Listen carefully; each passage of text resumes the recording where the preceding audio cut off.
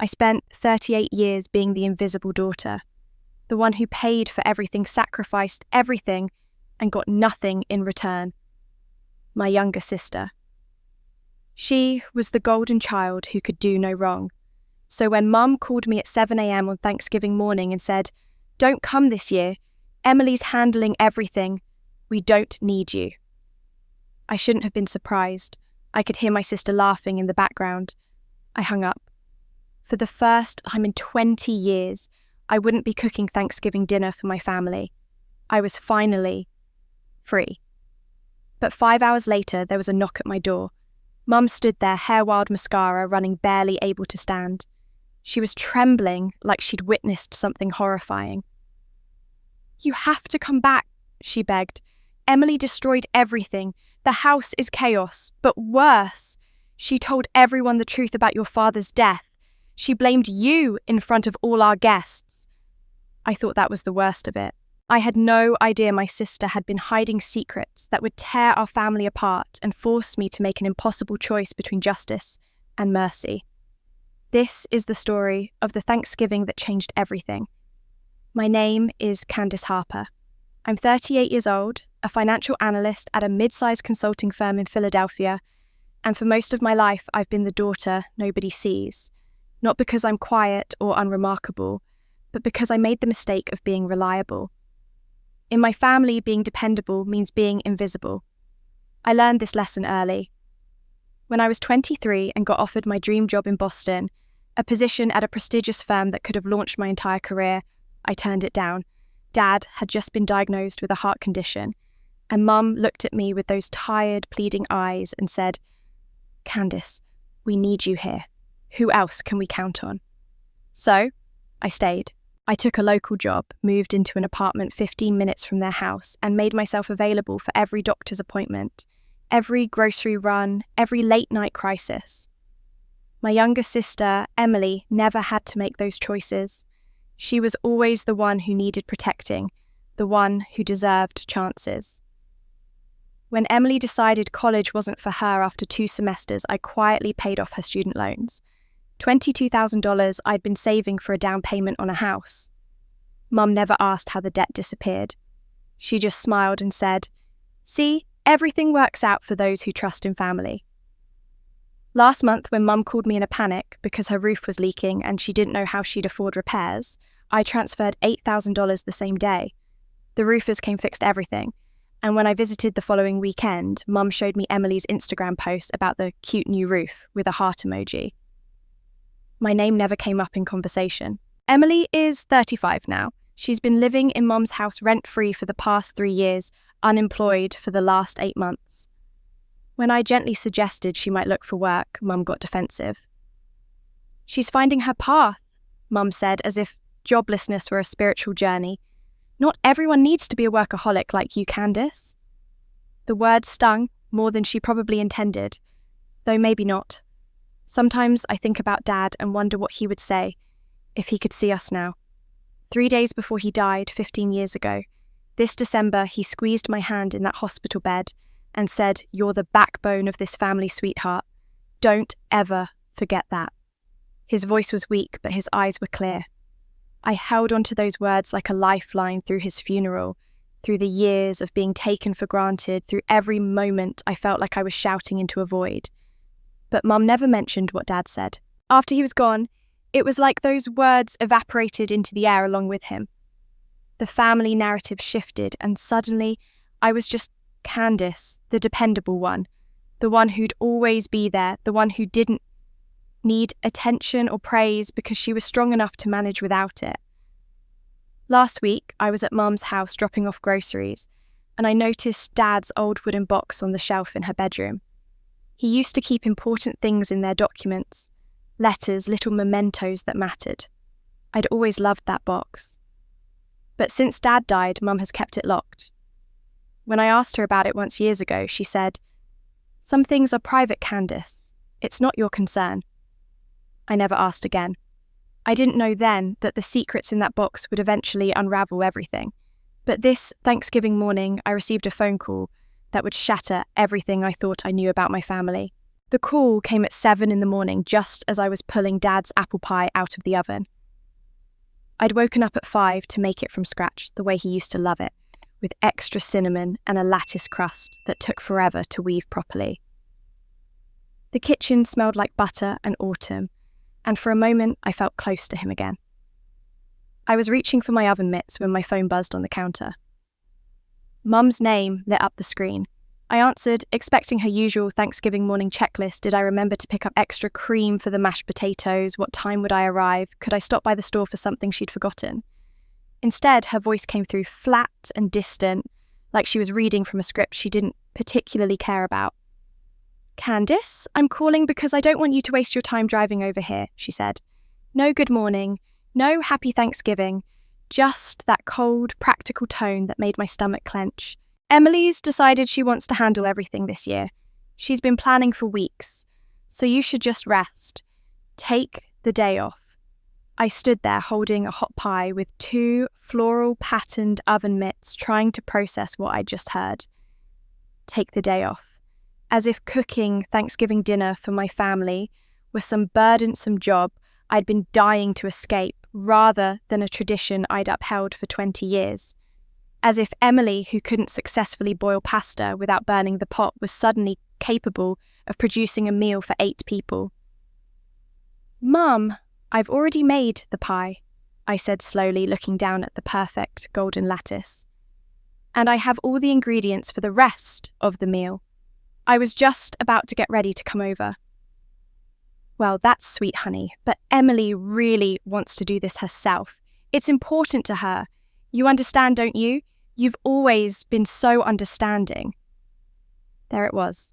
That phrase Mum always used when she wanted me to swallow my disappointment and smile.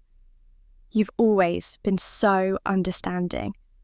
Translation: you'll accept this because you always do, and I don't want to deal with conflict.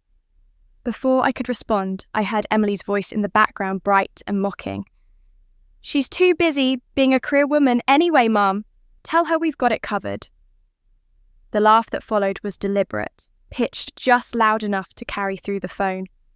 Emily wanted me to hear her. She wanted me to know this wasn't an accident or a miscommunication. This was the intentional erasure. "Did you hear that?"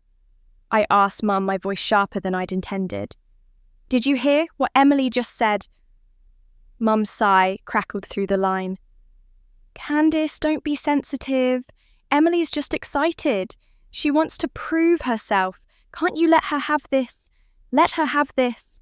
As if Thanksgiving were a toy we were fighting over, rather than 2 decades of me showing up, cooking, cleaning, and making sure everyone had a beautiful holiday, while Emily showed up for photos and left before dishes. I thought about last year, Emily arriving 2 hours late in a new dress, taking 60 pictures of the table for her Instagram, eating 1 plate of food, and then announcing she had to leave early because her boyfriend wanted to see his family. I'd stayed until midnight cleaning up loading Mum's dishwasher 3 times, putting away leftovers that Emily would eat throughout the following week without a word of thanks. "Mum, I've cooked Thanksgiving for this family since I was 18 years old," I said, trying to keep my voice steady. "I've never missed a single year. Not once." "I know, sweetheart, and we appreciate it, but maybe it's time to let Emily step up, don't you think? She needs to feel useful." Useful, the word hung in the air between us. I'd been useful my entire life, useful enough to sacrifice my career, useful enough to pay for things without acknowledgement, useful enough to be the backbone Dad talked about. But apparently I'd been so useful that I'd become replaceable, invisible, unnecessary. "Fine," I said, the word coming out harder than I meant it to. "Tell Emily good luck." I hung up before Mum could say anything else, before I could hear Emily's victorious laughter again, before the tears that were building behind my eyes could spill over. I set the pie down on the counter with shaking hands and stared at it. 3 hours of work. Dad's favourite dessert, made with the recipe he taught me when I was 12, back when he used to say I had magic in my kitchen instincts. I looked around my apartment. I'd already set out my good serving dishes, the ones I brought to Mum's house every year. My coat was hanging by the door. The grocery bags with backup ingredients sat on the floor just in case Emily forgot something critical. I'd planned this morning down to the minute the same way I'd planned every Thanksgiving since Dad died. And now I had nowhere to go. I walked to my couch and sat down, still wearing my oven mitts like absurd hand puppets. The apartment was quiet. Outside my window, I could see neighbours loading their cars with dishes and pies heading to family gatherings. Everyone had somewhere to belong today. Everyone except me. 20 years of Thanksgivings flashed through my mind. Every year, Emily would arrive late, take pictures of the food I'd made, post them online, with captions about grateful for family and blessed by Mum's cooking. She never mentioned my name, not once. And when dinner was over, she'd kiss Mum on the cheek, grab her purse and disappear while I filled containers with leftovers and scrubbed roasting pans. This year, apparently, she wanted the credit without me there to contradict the narrative. I pulled off the oven mitts and tossed them on the coffee table. Fine. If they didn't need me, I didn't need them. I'd spend Thanksgiving alone. Maybe I'd watch movies, order Chinese food, finally read the book I'd been too busy to open. Maybe being alone would feel better than being invisible. I hung up and decided this would be my first Thanksgiving alone. But 6 hours later, Mom appeared at my door, hair wild eyes, terrified, barely able to stand. I couldn't stay in that apartment another minute. The smell of cinnamon and butter had turned from comforting to suffocating, and every time I looked at that perfect pie sitting on my counter, I felt something dangerous rising in my chest. So I grabbed my keys, pulled on my coat, and walked out the door without a plan. I drove with no destination in mind, just following the streets I'd known my whole life. Philadelphia looked different on Thanksgiving morning, quieter. Families were already gathered in warm houses, the windows glowing with that soft golden light that promised laughter and full tables and people who were wanted. I passed a house where children were playing in the front yard and a father was setting up folding chairs on the porch. Normal. Everything looked so unbearably normal for everyone except me. My car seemed to know where it wanted to go before my mind caught up. I found myself pulling into Fairmount Park, the place where Dad used to take us when Emily and I were kids. I parked near the lake and turned off the engine, and suddenly I was 15 years old again, walking 3 steps behind Dad and Emily on a summer afternoon. Emily had been 12 then, all scraped knees and dramatic tears. She'd tripped, running down a hill, barely scratched herself, but she'd wailed like she'd broken a bone. Dad had scooped her up immediately, carrying her on his back the entire mile walk to the car. "My brave girl," he'd kept saying, kissing the top of her head. "You're going to be just fine." I'd walked behind them carrying the picnic basket, the blanket, Emily's shoes that she'd kicked off, and Dad's camera. My arms ached, but nobody noticed. Nobody asked if I needed help. When we got to the car, Dad was so focused on settling Emily in the back seat, with her leg propped up, that he didn't see me struggling to open the trunk with my hands full. I'd managed it myself, loaded everything in, and climbed into the front seat in silence. At home, Mum had fussed over Emily's tiny scrape for hours, applying bandages and bringing her snacks. I'd unpacked the car by myself, washed the dishes, and folded the blanket. When Mum finally noticed me, she'd said, "Oh, Candice, thank you for being such a help. You're always so responsible." As if responsibility were a consolation prize for being overlooked. I sat in my car now, staring at that same lake, and felt the weight of every similar moment crushing down on me. Was I too good? The question lodged in my throat like something sharp.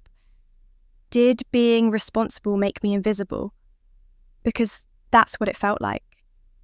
The more I gave, the more I sacrificed, the less anyone seemed to see me. It was as if my competence had given everyone permission to take me for granted. I'd paid for Emily's college. No one thanked me. I'd turned down my dream job. No one asked if I had regrets. I'd fixed Mum's roof. No one even acknowledged the money came from me.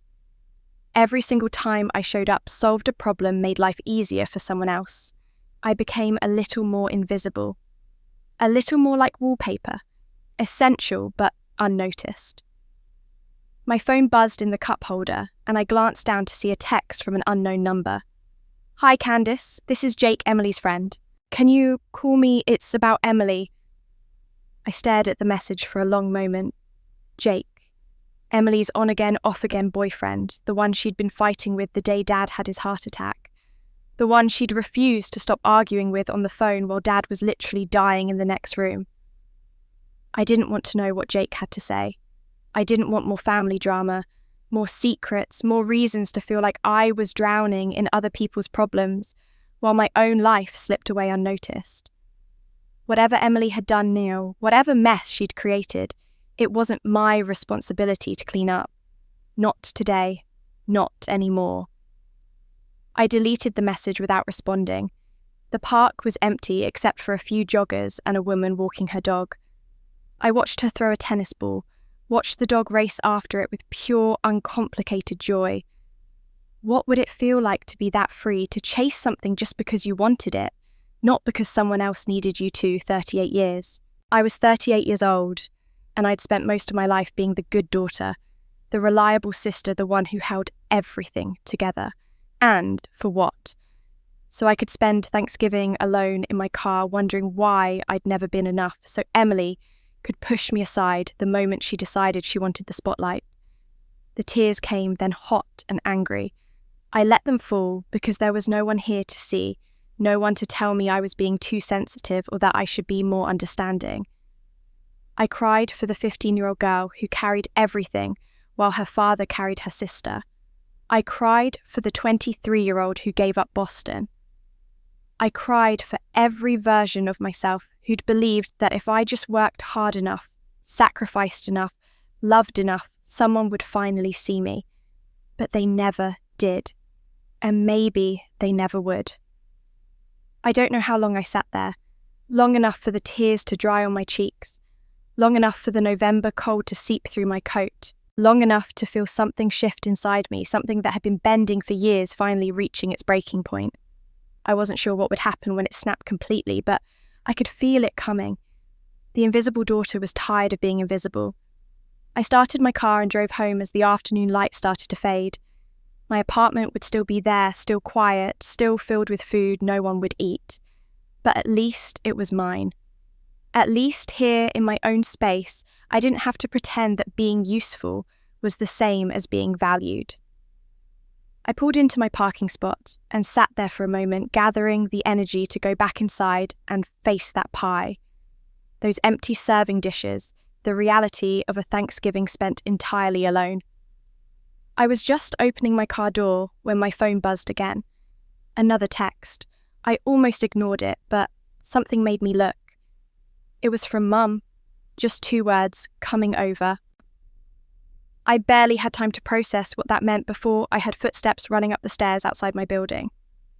Then came the knock on my door, desperate, frantic, nothing like Mum's usual composed presence. I opened it to find her standing there trembling, like she'd just witnessed something horrifying. Mum's hair was loose and wild strands sticking to her tear-stained face. Her mascara had run in dark streaks down her cheeks, and her hands were shaking so violently she could barely hold her purse. I'd never seen her like this. Mum was always composed, always put together, the kind of woman who ironed her dish towels and wore lipstick to the grocery store. But the person standing in my doorway looked like she'd been through a natural disaster. "Candice," she gasped, her voice breaking on my name. "You have to come back. Please, I was wrong. Emily's destroyed everything." I stood there frozen and one hand still on the doorknob, trying to process what I was seeing. Behind Mum, I could see Mrs. Patterson from across the hall, peeking out her door, curiosity written all over her face. 2 of my neighbours were coming up the stairs with grocery bags, slowing down to watch the scene unfolding. And then Mum did something I never thought I'd witness in my entire life. She dropped to her knees right there on my doorstep. Not a graceful kneel, not a dignified lowering to the ground. She collapsed onto her knees like her legs had given out, her hands clasped together in front of her chest, and she looked up at me with a desperation that made my stomach turn. "Please," she sobbed. "Please, come back. I'm begging you." I heard Mrs. Patterson gasp. My neighbours had stopped completely, grocery bags dangling from their hands, staring at the spectacle of Carol Harper on her knees in a public hallway. This was a woman who'd raised us with rigid rules about dignity and appearances. A woman who used to say, "Harper women don't kneel to anyone," like it was a commandment. I'd heard her say it a dozen times when Emily or I would beg for something as children. "Stand up straight and ask with dignity," she'd say. "We don't grovel." But here she was grovelling in front of half the building. "Mum, get up," I said quietly, acutely aware of the growing audience. "People are watching." "I don't care," she cried, and that might have been the most shocking part of all. Mum always cared what people thought. Always. "Candice, you have to come back. The oven caught fire. The smoke alarm went off. All the guests left." Mrs. Chen tried to help, but Emily screamed at her. "Frank Morrison was there. Frank Morrison, Candice. Your father's best friend. And he left. Everyone left." She was talking so fast, the words were tumbling over each other, barely coherent. I crouched down partly to hear her better, and partly to get her off her knees before this became neighbourhood gossip for the next 6 months. "Mum, slow down. What happened?" "The turkey caught fire. Emily put the oven too high and then left it to take pictures for her Instagram, and the whole thing just went up in flames. The kitchen filled with smoke.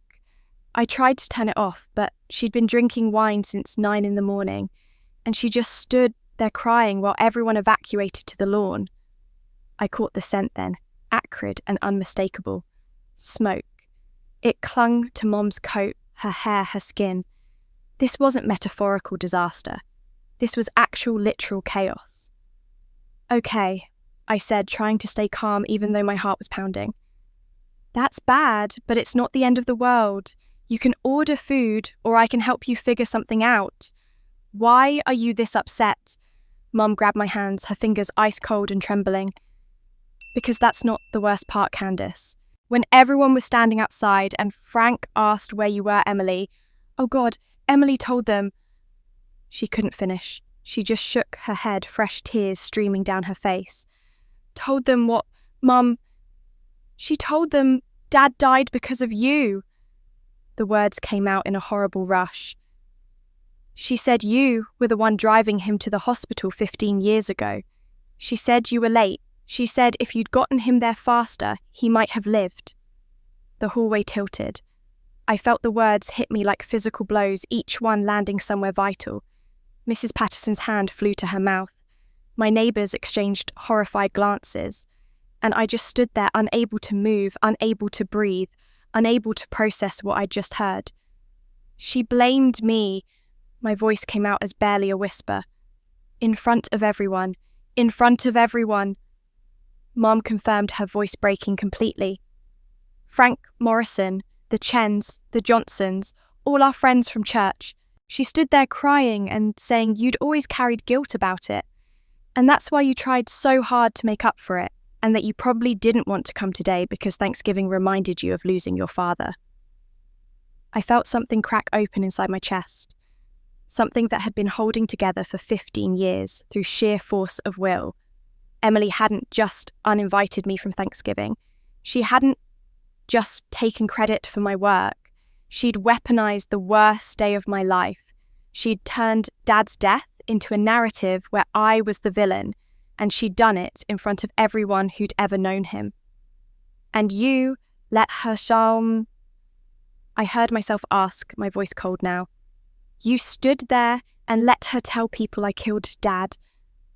"I tried to stop her," Mum said, but her voice was weak, unconvincing.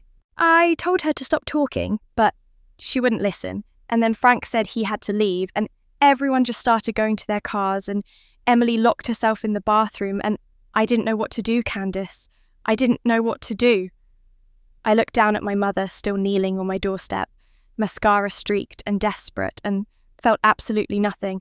No sympathy, no urgency to fix things. Just a cold, clear anger that felt almost refreshing in its purity. "Get up, Mum," I said flatly. She struggled to her feet, holding onto the doorframe for support. "Will you come, Ma? Please, I need you to come back and fix this." Fix this. Of course, because that's what I did. I fixed things. "Emily announced to everyone that Dad died because you were late to the hospital. In front of all our guests, Candace. She blamed you." I stepped back and gestured Mom inside my apartment before the entire building heard every detail of our family's implosion. She stumbled through the doorway and I closed the door firmly, shutting out Mrs. Patterson's interested gaze. Mum collapsed onto my couch and I stood across from her with my arms crossed, waiting. "Tell me everything," I said. "From the beginning, what exactly happened?" Mum wiped her face with trembling hands, smearing her mascara even further. "Emily woke up this morning so excited. She had this whole plan. She'd been watching cooking videos online all week, had a detailed schedule written out. She told me she was going to prove she could do this, that she was just as capable as you." "So you let her uninvite me?" "She begged me, Candace. She said she needed to do this on her own, that she'd never feel confident if you were always there fixing everything. And I thought maybe she was right.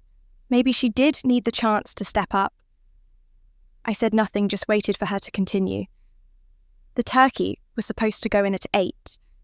She had the alarm set and everything, but then she opened a bottle of wine to take the edge off and got distracted taking photos of the raw turkey for Instagram. By the time she actually got it in the oven, it was after 9. Then she realised she'd set the temperature wrong. The recipe said 325 degrees, but she put it at 425 because she said it would cook faster that way.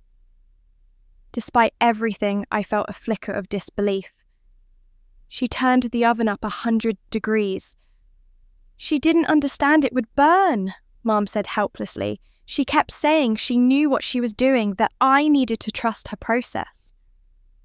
Mrs. Chen came over early to help with the side dishes, and Emily snapped at her, said she didn't need anyone hovering. So Mrs. Chen just sat in the living room with me. Mum's voice was getting stronger, now the story pouring out, like she'd been holding it in too long. "The potatoes were supposed to be mashed, but Emily never actually boiled them properly. She put them in the pot for maybe 15 minutes and then tried to mash them anyway. They were still hard, Candace, rock hard, and the green bean casserole, she forgot the beans were frozen and needed to be thawed first, so she just dumped them in, frozen with the cream of mushroom soup." I thought of all the Thanksgivings I'd cooked, the careful timing and preparation, the lists I made to ensure everything came out properly. Emily had thought she could wing it after watching a few YouTube videos. Around 11, Frank Morrison arrived with his wife. Mum continued, and I saw her face crumple again. "I'd invited them especially. I've been trying for months to get Frank to consider Emily for a position at his firm. He does corporate law, makes excellent connections, and I thought if Emily had a good job, a real career, she'd finally settle down and feel better about herself. Of course, this wasn't just about Thanksgiving dinner. This was Mum's elaborate setup to launch Emily's non-existent legal career, using Dad's best friend as the stepping stone. Frank Morrison had been at Dad's bedside when he died. He delivered the eulogy at the funeral. He was one of the few people whose opinion Mum truly cared about. What did Frank see? "Everything," Mum whispered. "The kitchen was chaos. Emily was crying because the potatoes wouldn't mash. The turkey was starting to smoke. She'd forgotten to buy cream for the mashed potatoes, forgot the cranberry sauce entirely, and the pumpkin pie she'd bought from the store was still frozen solid because she'd left it in the garage freezer. And the fire. Around noon, Emily had gone to take selfies in her new dress, and the turkey just burst into flames. The smoke was so thick. The alarms were screaming. Frank and his wife ran outside. The Johnsons grabbed their coats, and left immediately. Mrs. Chen tried to help me open windows, but Emily came running in screaming at everyone to get out of her kitchen. Mum pressed her hands to her face. And then Frank asked where you were. He said, "Where's Candice? She always handles Thanksgiving." And Emily just broke. I felt my jaw tighten. What exactly did she say? She started sobbing and said you didn't come because you couldn't face the family on Thanksgiving. She said you were the one who drove Dad to the hospital 15 years ago when he had his heart attack, and you'd gotten him there too late, and you carried that guilt ever since. She said that's why you always tried so hard to do everything for us, because you were trying to make up for it. She said you'd probably never forgive yourself. The calculated cruelty of it took my breath away. Emily hadn't just lied. She'd created an entire narrative that painted her as the compassionate sister protecting my guilty secret while simultaneously explaining my absence and making herself look like the understanding one. And what did Frank say? He looked confused. He started to say something about that day about the hospital, but Emily just kept crying harder, saying she shouldn't have brought it up, that it was private family business. Then she said you were probably at home feeling terrible and guilty, and that's why she told me not to pressure you to come. She made it sound like she was protecting you. Mum's voice cracked completely. Frank and his wife left. They said they hoped you were okay and that they'd call you later. Everyone else followed. Mrs. Chen stayed for a bit, but even she eventually went home. And Emily locked herself in the bathroom and won't come out. The house is destroyed, Candice. The turkey is charcoal. There's smoke damage on the ceiling. And everyone thinks you killed your father. I stood there absorbing it all. The ruined dinner, the destroyed career opportunity. The character assassination performed in front of everyone who mattered. Emily had burned down more than just a turkey. I need you to come back, Mum said, her voice desperate. I need you to save this family. Save this family, I repeated slowly, like I did that day Dad was in the hospital. Something flickered across Mum's face, then something that looked almost like guilt. Yes, you were always so good in a crisis. You've always been the one who kept us together. And Mum said the words that froze me in place. Come back. Let people see the truth about what really happened. I looked at my mother sitting on my couch, makeup smeared across her face, smoke clinging to her clothes, and I saw the pattern with a clarity that almost hurt. This was the dance we'd been doing my entire life. Emily created chaos. Mum panicked. I swooped in and fixed everything. Emily walked away unscathed. The cycle reset. And I disappeared back into invisibility until the next crisis. How many times had we done this? How many times had I dropped everything, sacrificed my own plans, my own needs, my own dignity to save Emily from the consequences of her own actions? I'd paid her debts, covered her lies, cleaned up her messes. And what had I gotten in return this morning's phone call? A family that didn't need me until they desperately did. You want me to come back, Mum? I said slowly, and it wasn't a question. Yes. Mum breathed relief flooding her face. Yes, please, Candice. I know I can count on you. You've always been so dependable. Dependable. That word again. My epitaph. Here lies Candice Harper, she was dependable. I thought about Mum calling me selfish all those years ago when I'd wanted to take the Boston job. Your father needs you here, she'd said, making me feel guilty for even considering my own future. What kind of daughter abandons her family? I'd stayed. I'd given up everything. And Dad had died anyway, and somehow I'd still ended up being blamed for it. I'll come back, I said, and watched Mum's shoulders sag with relief, but I held up my hand before she could stand.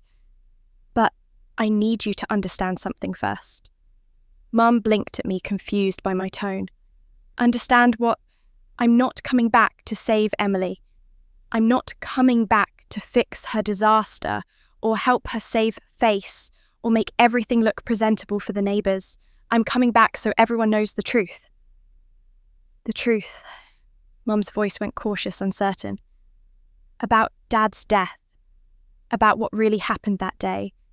About 15 years of lies that Emily just told in front of everyone who ever knew him.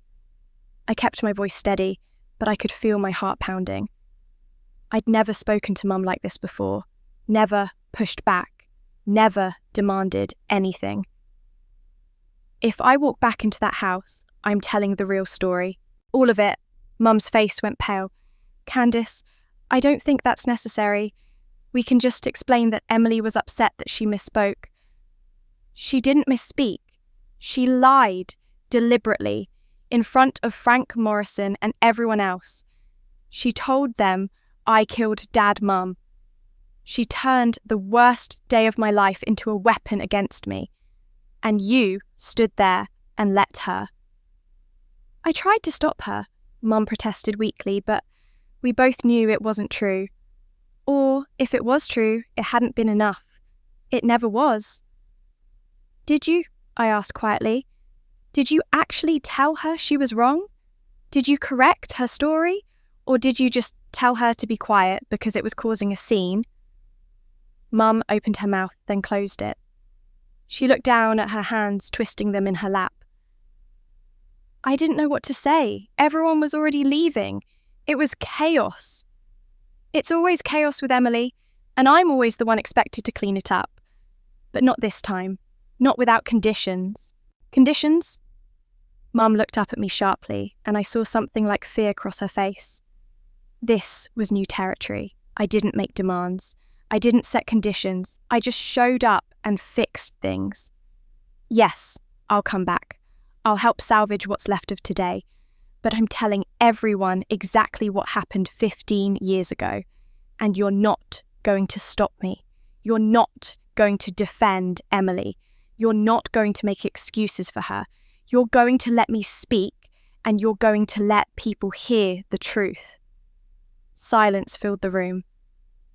I could see Mum struggling with it, see her instinct to protect Emily Lee warring with her desperate need for me to solve this crisis. She opened her mouth and I knew what was coming.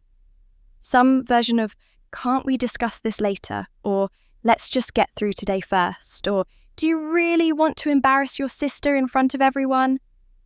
But then Mum surprised me. She closed her mouth. She looked at me with something I'd never quite seen before. Not agreement exactly, but something closer to resignation. Or maybe just exhaustion. She'd spent 38 years protecting Emily from consequences, and maybe even she was starting to see how that had worked out. Okay, she said finally, her voice barely above a whisper. Okay, I repeated, not quite believing it. I won't stop you. Mum pressed her lips together and I saw tears gathering in her eyes again. If that's what it takes for you to come back then, okay. It wasn't enthusiastic support. It wasn't an apology for 15 years of letting me take the blame, but it was more than she'd ever given me before. For the first time in my entire life, Mum wasn't automatically jumping to Emily's defence. She wasn't telling me to be understanding, to let it go, to think about Emily's feelings. She was agreeing to let the truth come out, even if it destroyed the narrative she'd been protecting for a decade and a half. Something had shifted. Something fundamental had broken in the machinery of our family dynamic, and we both felt it hanging in the air between us. We should go, Mum said quietly, standing up on unsteady legs. Mrs. Chen is still there. She's probably wondering where I went. I grabbed my keys and my coat, and as I followed Mum toward the door, I caught sight of Dad's apple pie still sitting on my counter. Perfect lattice, crust, cinnamon and butter and love. I'd made it for a family that didn't want me. We're taking the pie, I said, walking over to pick it up. Mum looked at it and something crumpled in her expression. You made his favourite. I make it every year. You just never noticed. I carried the pie out to my car, Mum trailing behind me in silence. As I drove toward the house where Emily was hiding, and the guests had fled, and the truth was finally going to come out, I felt something I hadn't felt in years. Not peace exactly, but purpose, clarity, The knowledge that whatever happened next, I wasn't going to be invisible anymore. But I had no idea that what I was about to discover would overturn everything I thought I knew about my family. The drive to Mum's house took 15 minutes, and neither of us spoke. Mum sat in the passenger seat staring out the window, and I gripped the steering wheel, trying to prepare myself for whatever I was about to walk into. The pie sat, carefully secured in the back seat, and I kept glancing at it in the rearview mirror, like it was some kind of talisman. When I pulled into Mum's driveway, I immediately saw the evidence of the chaos. The front door stood half open. Someone had propped the windows wide despite the November cold, clearly trying to air out the smoke. I could see dark streaks on the siding near the kitchen window where smoke had poured out. 2 cars remained in the driveway, Mrs. Chen's old Buick, and to my surprise, Frank Morrison's black Mercedes. Frank stayed, I asked. Mum nodded miserably. He said he wanted to make sure the fire was actually out and that I was safe. Mrs. Chen wouldn't leave me alone. I got out of the car, grabbed the pie, and followed Mum up the front walk. The smell hit me before I even entered the house. Burnt meat, scorched metal, and underneath it all the sour smell of panic and failure. I stepped through the door and stopped just taking it in. The kitchen looked like a bomb had detonated. The charred remains of what used to be a turkey sat in a blackened roasting pan. On the counter, burned so thoroughly it was barely recognisable as poultry.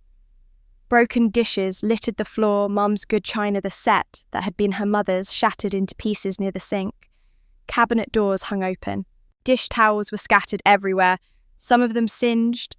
The ceiling above the stove had a dark stain spreading across it, and I could see where someone had used a fire extinguisher, leaving white powder residue on the stovetop and surrounding counter. In the corner by the pantry, curled into herself on the floor, sat Emily. She'd changed out of whatever dress she'd been wearing earlier and now wore sweatpants and an old college t-shirt. Her hair hung in tangles around her face, and her eyes were so swollen from crying they were barely slits. She had her knees pulled up to her chest, arms wrapped around them, and she was rocking slightly. When she heard me enter, her head snapped up. I watched her face cycle through emotions so quickly I could barely track them. Shock, resentment, something that looked like relief, and then settling on fear. Genuine fear. Not the defiance I'd expected, not anger at being caught, just raw, animal fear of consequences she'd never really had to face before. "Candice!" Mrs. Chen's voice came from the dining room, and then she appeared in the doorway, still wearing her coat and carrying a garbage bag full of what looked like broken dishes. Her whole face transformed when she saw me. "Thank God. Oh, thank God you're here." Mrs. Chen had lived next door to Mum for 20 years. She'd known Dad attended his funeral, brought casseroles for weeks after he died. She was a practical woman in her 70s who said what she thought and took nonsense from nobody.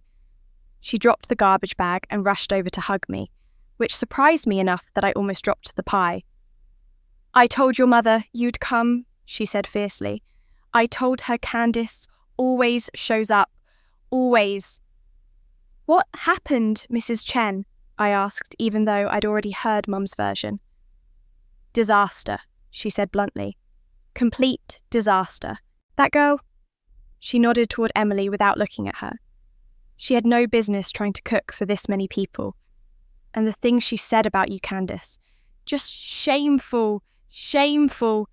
Before I could respond, I heard footsteps from the living room, and Frank Morrison appeared.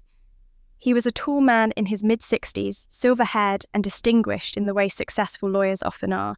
He'd been Dad's college roommate, his best man at his wedding, and one of the pallbearers at his funeral. I hadn't seen him in probably 5 years. "Candice he said, and his voice was warm with genuine affection. He walked over and put a hand on my shoulder, looking me straight in the eye. "Your father once told me you're the one who holds this family together." He was right. The words hit me harder than I expected. Dad had said that to Frank too. Not just to me in private, but to other people. He'd seen me. He'd known. "I'm sorry about what Emily said earlier," Frank continued. "I knew your father well. And I know whatever happened the day he died, you did everything you could. Robert loved you very much. He talked about you constantly. My throat tightened. Thank you, Frank. Now, he said, looking around the destroyed kitchen with a lawyer's assessing eye. I understand you're here to help salvage this situation. Mrs. Chen tells me some of the guests are waiting at the Johnsons' house next door to see if dinner is still happening. They said if you're cooking, they'll come back. They said that. I looked at Mrs. Chen, who nodded firmly. Word for word, the Johnsons, the Petersons, even Martha from church. They said, if Candice is cooking, we'll stay. Mrs. Chen's voice held a note of vindication, like she'd been waiting years to have my worth publicly acknowledged. I set the pie down on the only clear spot on the counter and looked around at the wreckage. It was already after 2. A traditional Thanksgiving dinner took hours of preparation, but I'd performed miracles in this kitchen before. Emily suddenly stood up, moving toward me with unsteady steps. Her face was blotchy, her eyes desperate, and when she got close enough, she whispered, so only I could hear, Don't you dare think you can just waltz in here and save the day like always. Emily hissed, her breath wine sour and desperate. This is my Thanksgiving. I was handling it. I looked at her swollen eyes, her trembling hands, the wreckage of the kitchen behind her, and felt nothing but cold clarity. The old Candice would have apologised, would have made herself smaller, would have assured Emily that she wasn't trying to take over. The new Candice had driven through the park crying had been uninvited from her own family dinner and had been accused of killing her father in front of everyone who mattered. Step aside, Emily, I said quietly. I have work to do. Her mouth fell open. I'd never spoken to her like that before. Never dismissed her, never made her move out of my way. But I walked past her to the sink and started assessing what could be salvaged, and after a moment of stunned silence, I heard her retreat to the corner. Mrs. Chen immediately moved to help me, and Frank rolled up his sleeves saying something about being surprisingly useful with vegetables. Mum hovered uncertainly near the dining room, still looking shell-shocked. I opened the refrigerator and took stock. Emily had bought ingredients at least. The potatoes were there unharmed. Green beans, cream, butter. I could work with this. I'd been cooking for maybe 20 minutes, Mrs. Chen peeling potatoes beside me, and Frank chopping onions when Emily drifted back into the kitchen.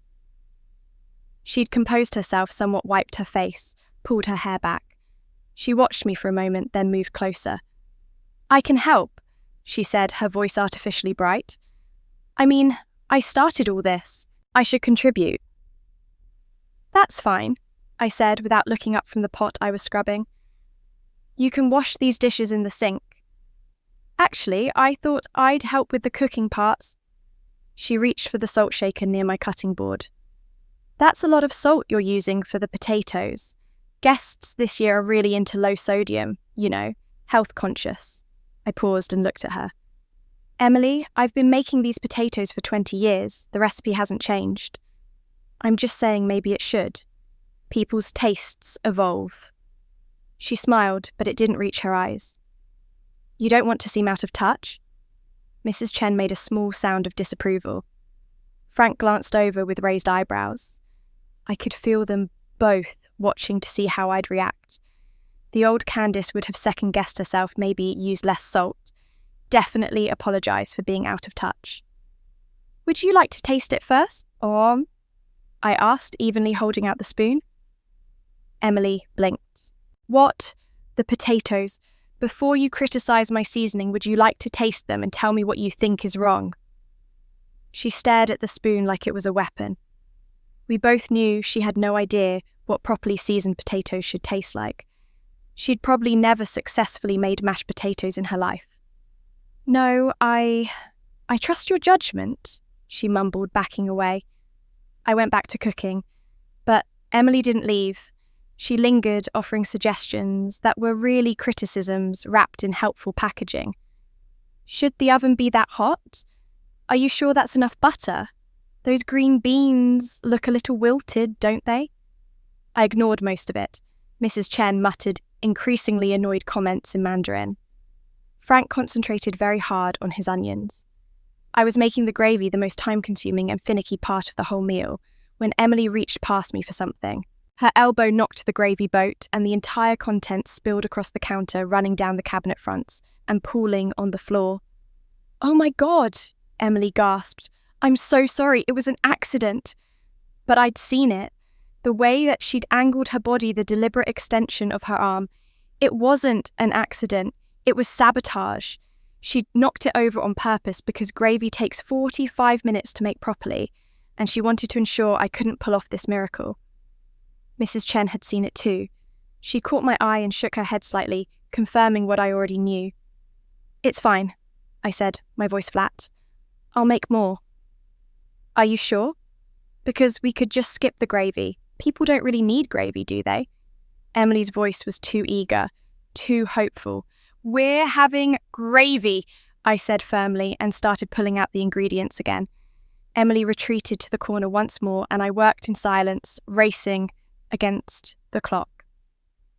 Mrs. Chen helped clean up the spilled gravy, while Frank went next door to tell the waiting guests we'd be ready in about 90 minutes.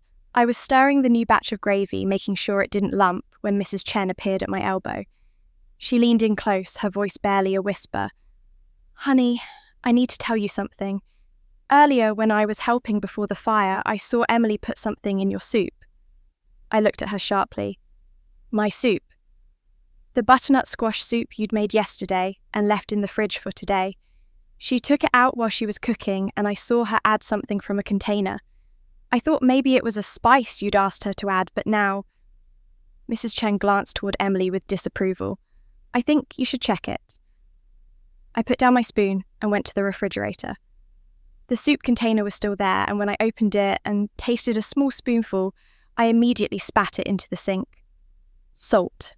So much salt, it was almost painful. I checked the container on the counter where I kept my kosher salt. Empty. She'd dumped at least 2 tablespoons into a soup that was already perfectly seasoned. My carefully prepared butternut squash soup, made from scratch yesterday, with roasted squash and sage, was completely ruined. If I'd served it without checking, every guest would have thought I'd lost my ability to cook. Emily would have watched them grimace and struggle to swallow it, and she would have felt vindicated.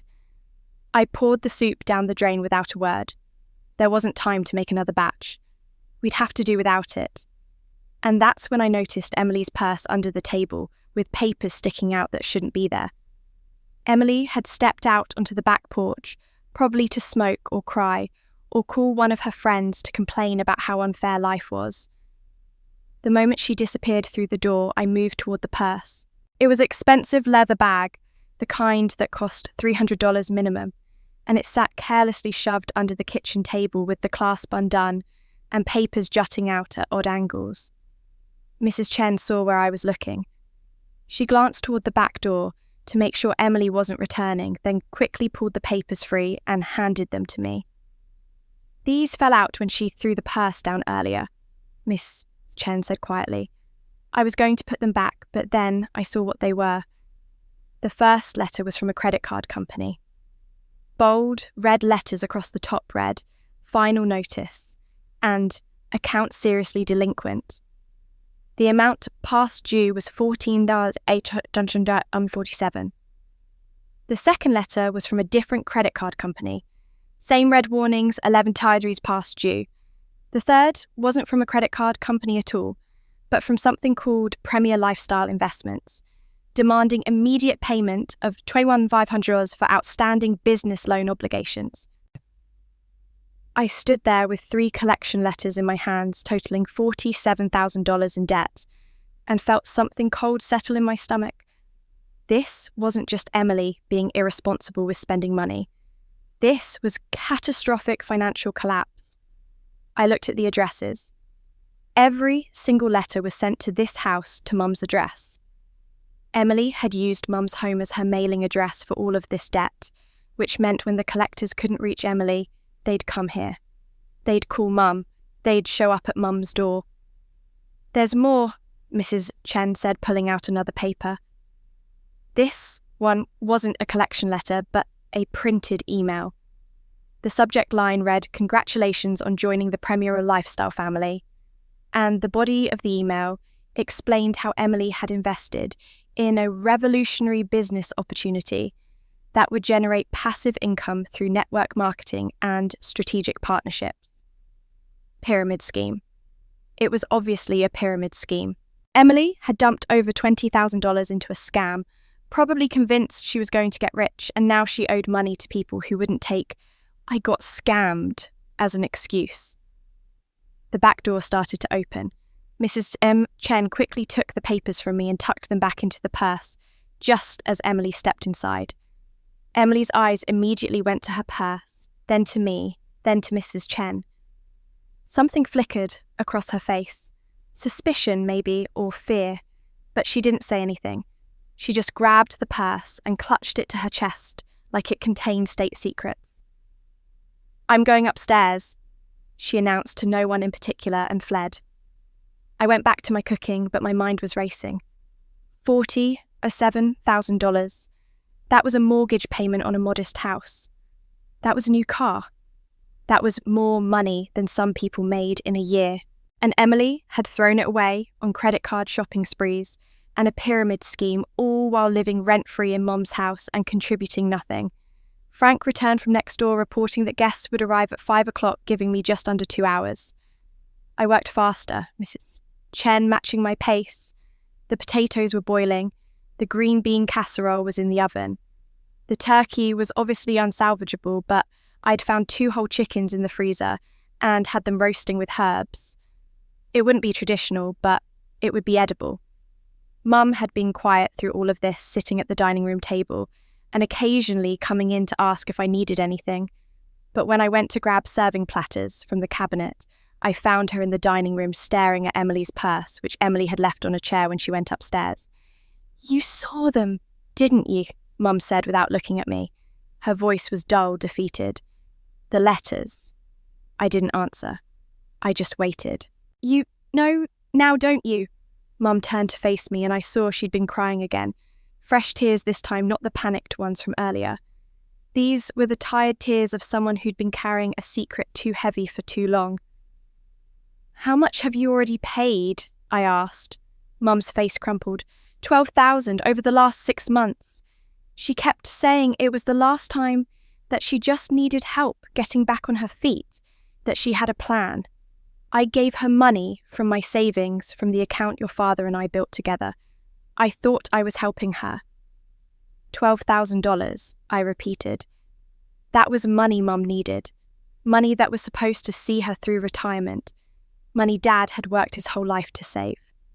She promised she'd pay me back. She said the business was about to take off, that she just needed to get past this rough patch. I believed her, Candace. I wanted to believe her. And the other $35,000. I didn't know about that part until last month. The phone calls started coming here. Collection agencies, lawyers, people threatening lawsuits. She'd been using my address for everything. I confronted her and she broke down crying, saying she was in over her head and didn't know what to do. I thought about Mum calling me selfish for wanting to move to Boston. I thought about every time I'd heard family takes care of each other when Emily needed something. Apparently, family taking care of each other only went one direction. "Why didn't you tell me?" I asked. "Because I knew what you'd say. I knew you'd tell me I was enabling her, that I needed to let her face consequences. And you'd be right. But she's my daughter Candace. She's my baby. I thought if I just helped her one more time." "She's 35 years old, Mum. She's not a baby. She's an adult who keeps making terrible decisions because she knows you'll bail her out." Mum looked down at her hands. I know that now, but this morning, when she wanted to prove herself by cooking Thanksgiving, I thought maybe this was her turning point. Maybe if I gave her the chance to succeed at something, she'd finally grow up. But that's not what I'm most afraid of, is it, Mum? I looked straight into her eyes. Mum opened her mouth to respond, but before she could speak, Frank called from the kitchen that the chickens needed attention. I held Mum's gaze for another moment, letting her see that I knew there was more she wasn't telling me, and then I walked away. Whatever else Mum was afraid of would have to wait. Right now, I had a dinner to finish, and guests arriving in 90 minutes. I moved through that kitchen like I'd been doing it my whole life because I had. Mrs. Chen worked beside me with the efficiency of someone who'd cooked for large families across decades. Frank followed directions without ego chopping and stirring when I needed him to. Together, we pulled off what should have been impossible. The chickens came out golden and herb-crusted, not as impressive as a turkey, but infinitely better than the charred remains Emily had created. The mashed potatoes were creamy and perfect. The green bean casserole bubbled with crispy onions on top, and the rolls Mrs. Chen had saved from Emily's pre-fire preparations actually turned out beautifully. I made a cranberry sauce from scratch in 20 minutes. The gravy was smooth and rich. My apple pie sat ready for dessert. At exactly 5 o'clock, I heard cars pulling up outside. Through the window, I watched the guests emerge, hesitant at first, like they weren't sure what they'd be walking into. The Johnsons, the Petersons, Martha from church, and several others I recognised from years of family gatherings. Frank went out to greet them, and I heard him say something reassuring, something about how dinner was ready and everything was wonderful. They filed in, and I watched their faces transform as they saw the dining room table. Mum had set it while I cooked using the good tablecloth and the china that hadn't been broken. Candles were lit, the food was arranged on serving platters. It looked like Thanksgiving was supposed to look warm, inviting, abundant. "Candice did all this?" Martha asked, moving toward the table with wonder in her voice. "In 2 hours," Mrs. Chen announced proudly. "From nothing. That girl is a miracle worker." Frank stood at the head of the table and raised his glass of wine. "I want to make a toast before we sit down. Carol."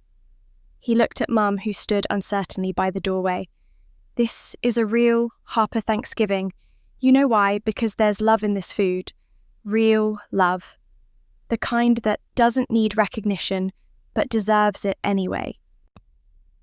People murmured agreement, and I felt my throat tighten. Frank continued, "Robert used to tell me that Candice had a gift for making people feel cared for.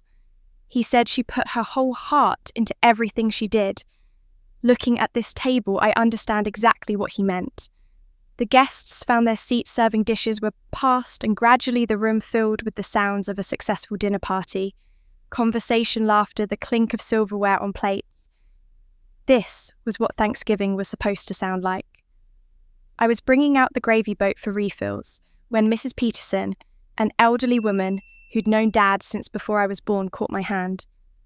"Candice, dear, I need to tell you something. I've been thinking about it all afternoon, after what Emily said earlier." The table went quiet. Mrs. Peterson continued, her voice clear and firm. 15 years ago, when Robert was hospitalised, you stayed at that hospital for 3 straight days. I know because my daughter Nancy was the night shift nurse in cardiac care. She told me about the young woman who never left her father's side, who slept in a chair, who was there for every update from the doctors. That was you. I felt every eye in the room turn toward me. Mum's face had gone white.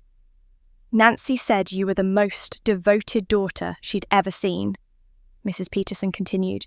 "She said, when your father finally passed, you held his hand and told him it was okay to let go, that you'd take care of everything. And then you did. You handled all the arrangements, took care of your mother and sister, never complained once. 3 days. Mum's voice was barely a whisper. She was staring at me like she was seeing me for the first time. You stayed 3 days. Emily told you I left after a few hours, I said quietly. It wasn't a question. Mum didn't answer, but I could see the realization washing over her face. Another lie. Another manipulation. Another way Emily had rewritten history to make herself look better and me look worse. Frank cleared his throat. Robert knew. He told me before he passed that Candice never left him. He was very proud of that fact. The room remained silent for a long moment, and then I heard footsteps on the stairs. Emily appeared in the doorway, and from the look on her face, she'd heard everything. She stood there in her sweatpants and t-shirt, makeup, smeared and dishevelled, while everyone at the table was dressed nicely and eating the dinner I'd rescued from her disaster. And Emily couldn't take it anymore. Emily stepped fully into the dining room, her hands clenched into fists at her sides. Her face was blotchy and swollen, but her eyes blazed with something wild and desperate. Every person at the table turned to look at her silverware, frozen halfway to mouths, conversations dying mid-sentence. "Of course you all believe her," Emily said, her voice shaking. "Of course you all think Candice is perfect. Saint Candice who does everything right. Saint Candice who never makes mistakes." "Emily," Mom said weakly, "please don't." "No." Emily's voice cracked into something louder, more frantic. "I'm tired of pretending. I'm tired of watching everyone worship her like she's some kind of martyr when she's not." Mrs. Chen made a move to stand, probably to usher Emily out of the room, but I held up a hand to stop her. I wanted to hear this. I needed everyone to hear this. Emily's eyes locked on mine, and I saw years of resentment and jealousy boiling over. "You all want to know why Candice is so perfect, why she tries so hard all the time because she's guilty." Frank Morrison set down his wineglass carefully. "Emily, I don't think you should. She was the one driving Dad to the hospital 15 years ago." Emily continued, her voice rising to a near shout. "When he had his heart attack, she was the one who was supposed to get him there fast. But she didn't. She got him to the hospital 45 minutes late. 45 minutes, and Dad died because of it." Martha gasped. The Johnsons exchanged shocked glances. Mr. Peterson reached for his wife's hand. The room had gone absolutely still, everyone frozen in their seats. "If Candice had driven faster, if she hadn't wasted time, Dad might still be alive," Emily said, and tears were streaming down her face now, but her voice was relentless. "She knows it, I know it, and that's why she spends her whole life trying to make up for it. That's why she's always cooking and cleaning and fixing everything. She's trying to earn forgiveness for killing our father." "Emily, stop," Mum said, but her voice had no force behind it. Emily whirled on her. "Why should I stop? Why do I have to keep protecting her secret? She gets to be the perfect daughter while I get blamed for everything, but nobody wants to talk about the fact that Dad died because she was too slow." Frank stood up, his face grave. "Emily, you need to stop talking right now. You don't know what you're saying." "I know exactly what I'm saying," Emily screamed. "She killed Dad, she got him there too late, and he died, and now she pretends to be so good and selfless so everyone will forget what she did. But I haven't forgotten. I was there. I remember." The room was so quiet now I could hear the old grandfather clock in the hallway, ticking each second marked by a soft click. I could hear someone's breathing quick and shallow. I could hear the wind outside rattling the windows. Every single person at that table was looking at me now, waiting, judging, wondering if what Emily said was true. I saw the question in their eyes, saw them mentally calculating whether this explained everything about me, whether my devotion to my family was actually guilt manifesting as obsessive caregiving. Mum was crying silently, her hands pressed to her mouth. Mrs. Chen was shaking her head slowly, her expression fierce with disapproval. Frank looked like he wanted to physically remove Emily from the room. Mrs. Peterson was still holding her husband's hand, but she was watching me with concern, not condemnation. Emily stood there in the doorway, chest-heaving mascara running in black streaks down her face, waiting for me to crumble, waiting for me to apologise, or defend myself, or break down. This was her moment. She dropped the bomb she'd been threatening to drop all day, and now she was waiting for the explosion. But I didn't crumble. I set the gravy boat down carefully on the table. I straightened my shoulders, and I looked around at every face in that room, meeting each person's eyes in turn. The room fell so silent, I could hear the clock ticking. And I knew if I didn't speak the truth now, I'd never be free. I took a breath and let it out slowly. My hands were steady. My voice, when I spoke, was clear and calm in a way that surprised even me. Emily's right about one thing, I said, and I watched her face light up with vindication. I did get Dad to the hospital 45 minutes after he collapsed. The medical records will confirm that. Dad had his heart attack at 2:10 in the afternoon, and he arrived at the emergency room at 2:55. Emily nodded, frantically vindicated. See, she admits it. But I didn't say I was the reason we were late.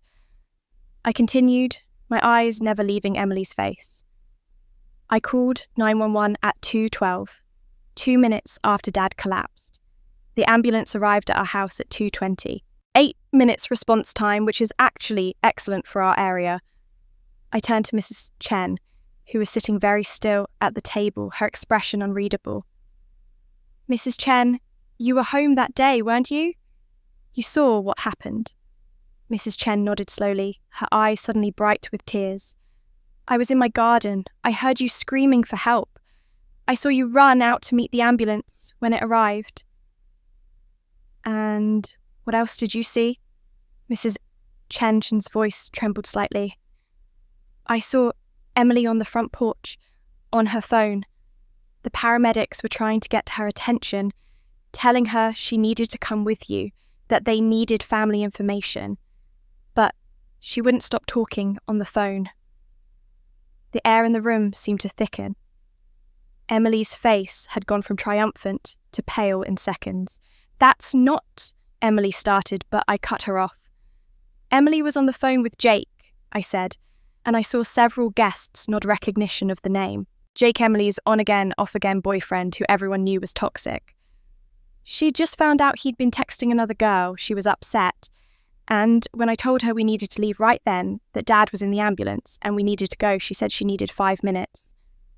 I didn't say that, Emily whispered, but her voice had no conviction. You said you needed to finish the conversation with Jake.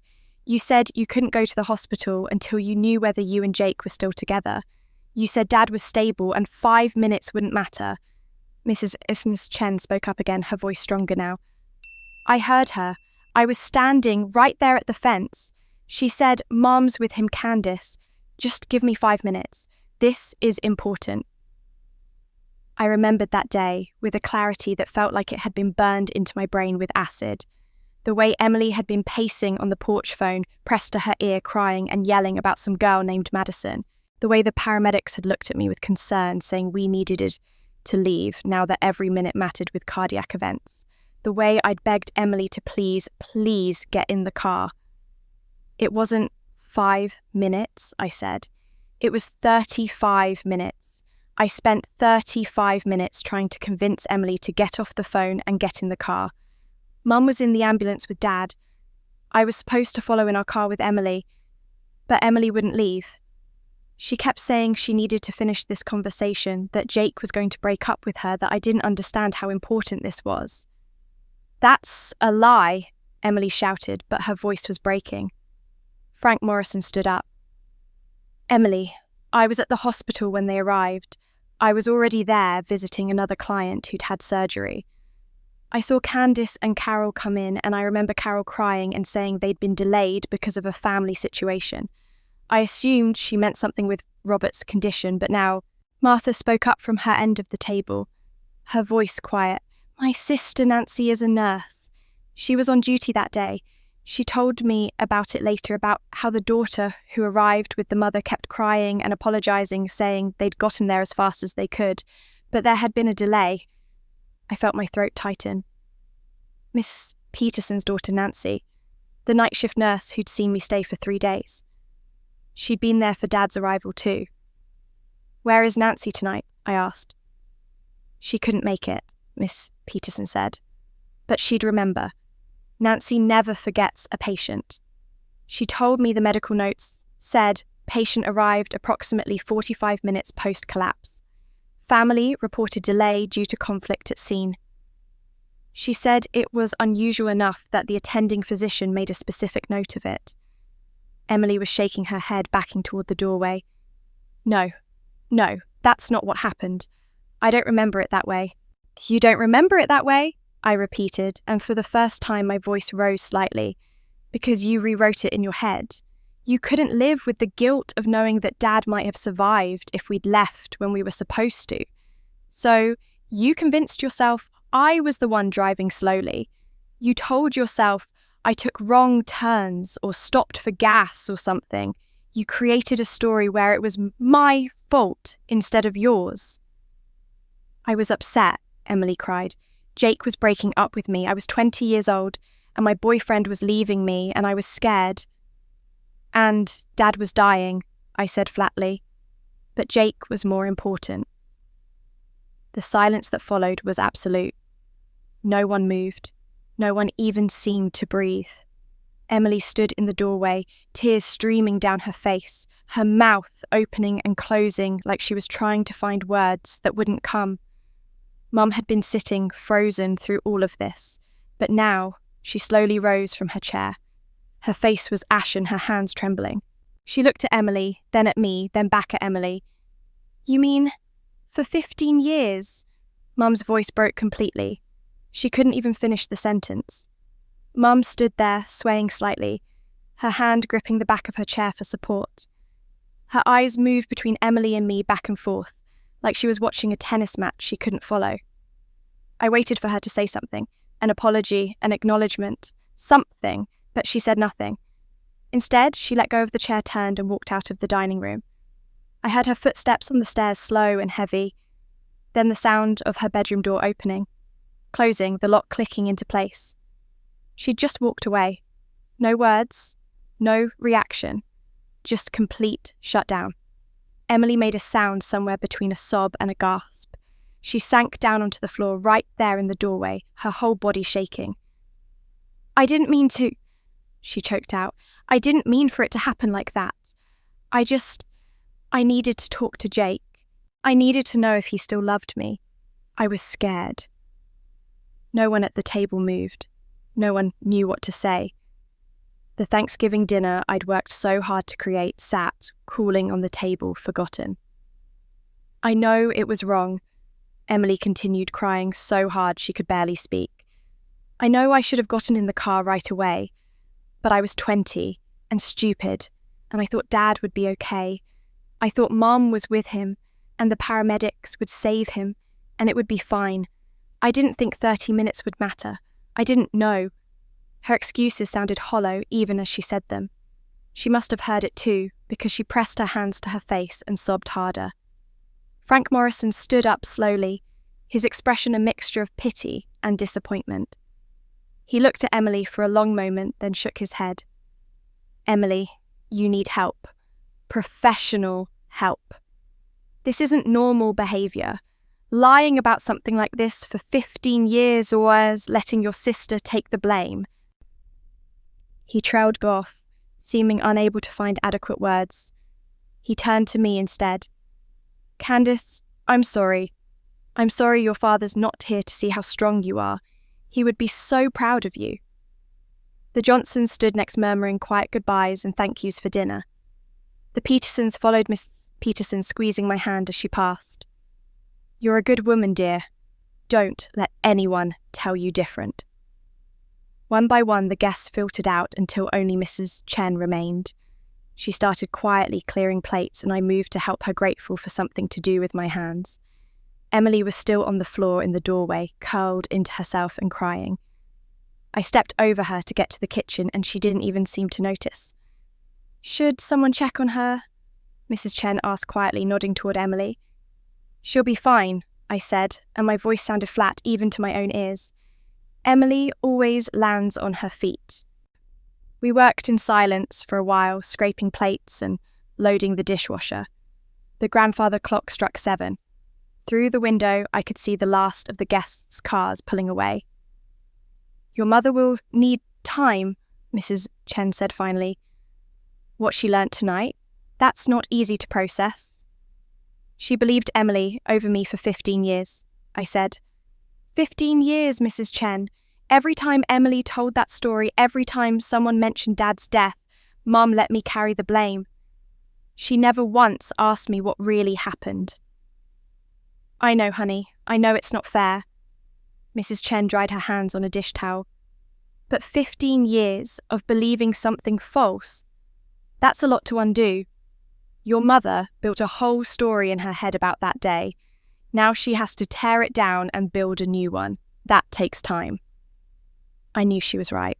But part of me had hoped that the moment the truth came out, Mum would immediately apologise, would gather me in her arms and tell me she was sorry for ever doubting me. Instead, she'd locked herself in her bedroom like a child hiding from consequences. I dried my hands and headed upstairs. Emily was gone from the doorway. I could hear crying coming from her room. I stopped at Mum's door and knocked softly. "Mum, can I come in?" Silence. "Mum, we need to talk about this." More silence, and then finally her voice came through the door, thick with tears. "Leave me alone, Candice. Please, just leave me alone." I stood there with my hand on the doorknob, torn between respecting her request and pushing through anyway. I'd just been vindicated in front of everyone. I'd finally told the truth, and Mum couldn't even face me. Mrs. Chen had followed me upstairs. She put a gentle hand on my shoulder. "Come on, let her have the night. She'll come around. She just needs to process." "What if she doesn't?" I asked. "What if she just decides it's easier to keep pretending everything is fine? What if tomorrow she acts like tonight never happened?" "Then you'll deal with it tomorrow," Mrs. Chen said firmly. "But tonight you've done enough. You told the truth. That took courage. Let that be enough for now." I let Mrs. Chen guide me back downstairs. Emily's door was closed, her crying muffled but still audible. Mum's door remained locked. The house felt heavy with unsaid things, with truths that had been buried too long and were now rotting in the open air. Mrs. Chen left around 8, making me promise to call her if I needed anything. I stood in the quiet house in the kitchen I'd just cleaned and felt exhaustion crash over me. I'd cooked Thanksgiving dinner. I'd exposed Emily's lies. I told the truth about Dad's death. And somehow I still felt like I was standing in the same place I'd been this morning, alone, invisible, waiting for my family to finally see me. I went to get my coat, ready to go home to my empty apartment. But as I passed the dining room, I noticed the wooden box again, the one from Mum's bedroom that had been locked for 15 years. It was sitting on the side table now, and the lock was open. But what Mum was hiding in that room was bigger than I could have imagined. I stared at the wooden box for a long moment, my hand on my coat. The lock was definitely open. I could see the small brass latch hanging loose. Mum must have brought it down from her room before retreating upstairs. But why? And why now I was too exhausted to deal with another revelation tonight. Whatever secrets that box held, they'd waited 15 years. They could wait until morning. I drove home through empty streets, the dashboard clock reading 9:47. My apartment felt cold and unwelcoming when I walked in. Dad's apple pie still sat on the counter where I'd left it that morning a lifetime ago. I'd never even cut into it. I covered it with foil and put it in the refrigerator, then stood in my kitchen trying to remember if I'd eaten anything today besides a few bites of the dinner I'd cooked. I slept badly, dreaming of hospitals and locked doors and Emily's voice saying, "She killed Dad," over and over until I woke up at 6 with my heart racing. By 8, I couldn't stand staying in my apartment anymore. I drove back to Mum's house, not sure what I'd find, but knowing I couldn't leave things the way they were. The morning was grey and cold, threatening rain. Mum's house looked quiet and sad in the weak November light. I let myself in with my key. The house was silent. No coffee brewing, no morning news playing on the television, none of the usual sounds of Mum's routine. The Thanksgiving dishes I'd washed last night were still drying in the rack. The dining room table was cleared but not reset. Everything felt suspended, frozen, waiting. I started making coffee, needing something to do with my hands. The wooden box was still sitting on the side table where I'd seen it last night, still unlocked. I kept glancing at it as I moved around the kitchen, but I didn't touch it. It felt like something I shouldn't open without permission, even though the unlocked latch seemed like an invitation. Emily's door upstairs remained closed. Mum's door was shut too. I stood at the bottom of the stairs, debating whether to knock, but decided against it. Mrs. Chen was right, they needed time. My phone rang just after 9. Frank Morrison's name appeared on the screen. Candice, I hope I'm not calling too early, he said. I wanted to check on you after last night. That couldn't have been easy. I'm okay, I said, though I wasn't sure it was true. Thank you for being there, for backing me up. Your father would have wanted the truth to come out. Speaking of which, Frank paused and I heard him take a breath. There's something I need to talk to you about. Something your father entrusted to me before he died, but I think you need to hear it from your mother first. Has she talked to you yet? She locked herself in her room last night. She's still up there. I see. Frank was quiet for a moment. When she's ready to talk, she'll tell you about Sarah, and about a document your father left with me. But she needs to be the one to explain the context. I promised Robert I wouldn't interfere unless absolutely necessary. Sarah. The name meant nothing to me. Who's Sarah? Your mother will tell you, Frank said gently. Just be patient with her, Candice. What happened yesterday, learning the truth about Robert's death, that opened a lot of old wounds for her. Wounds that go back further than you know. We hung up and I stood in the kitchen holding my coffee mug, trying to make sense of Frank's cryptic message.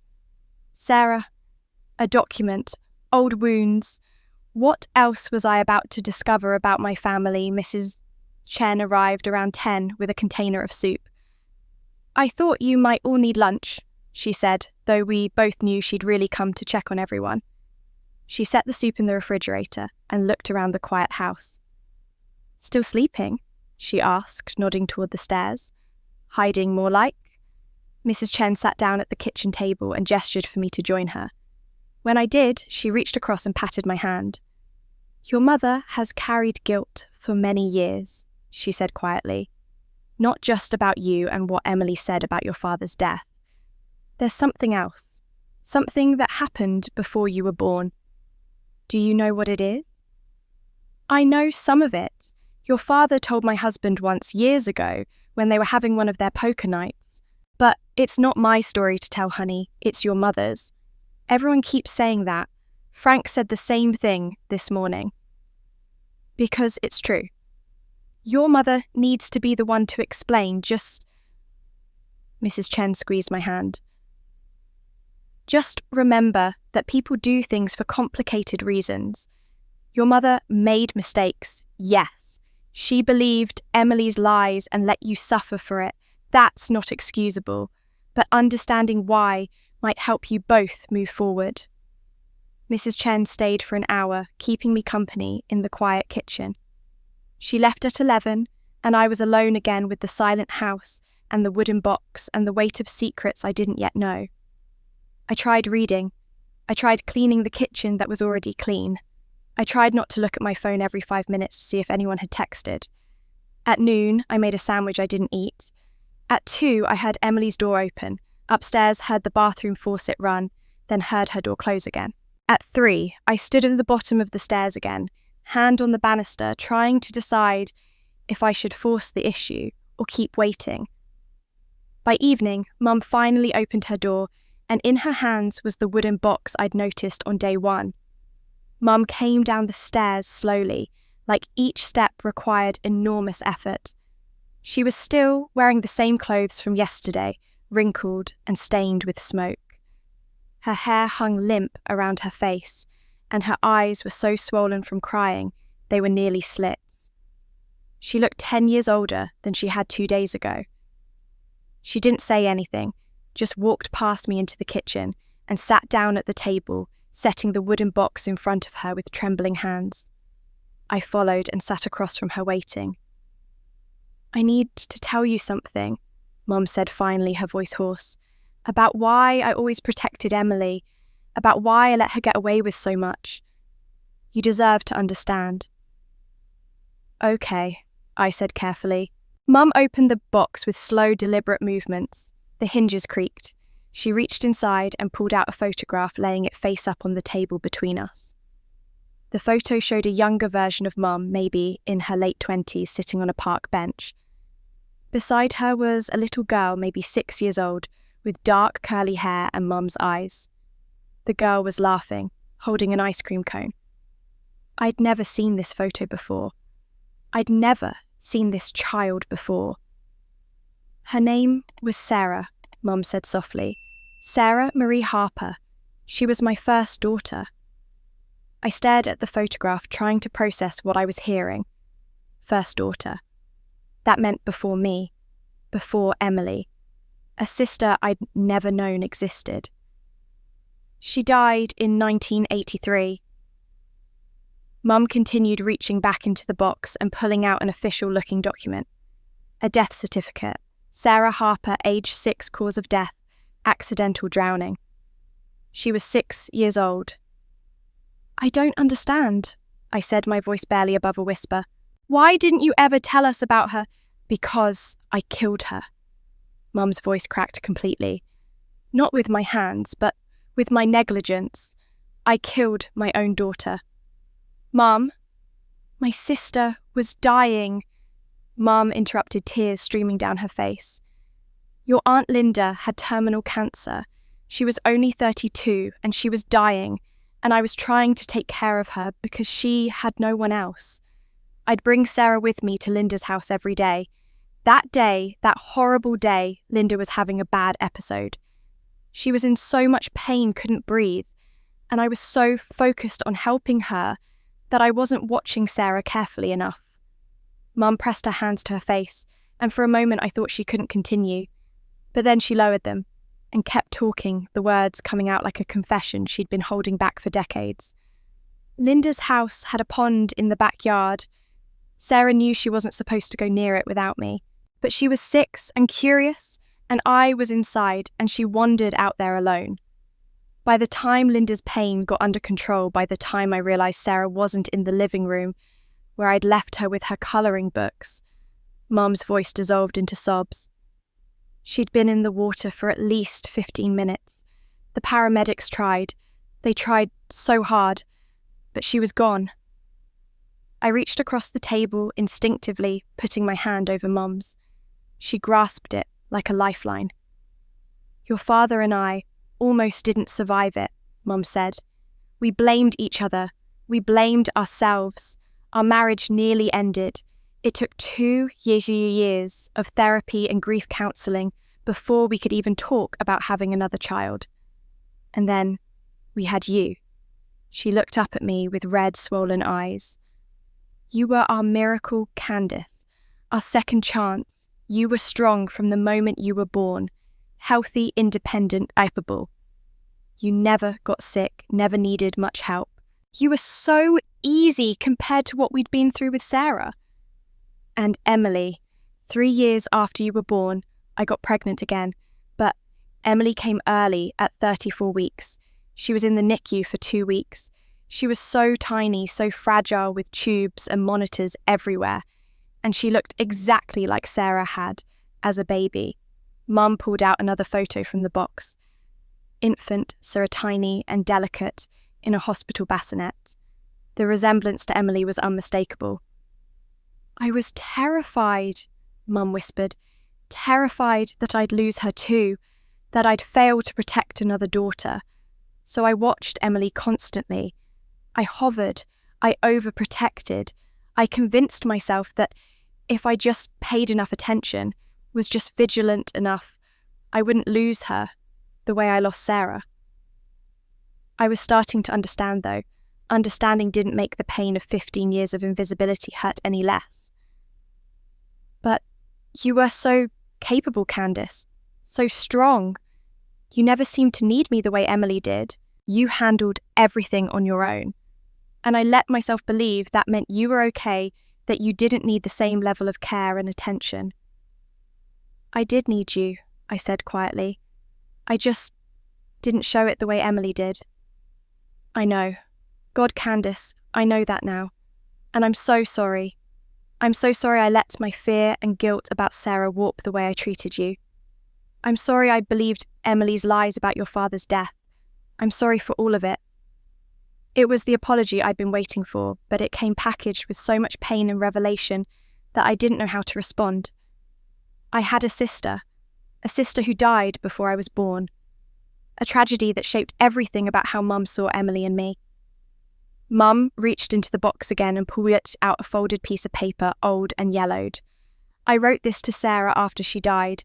I never showed it to anyone, not even your father, but I need you to see it now. I unfolded the paper, Mum's handwriting younger and shakier than now.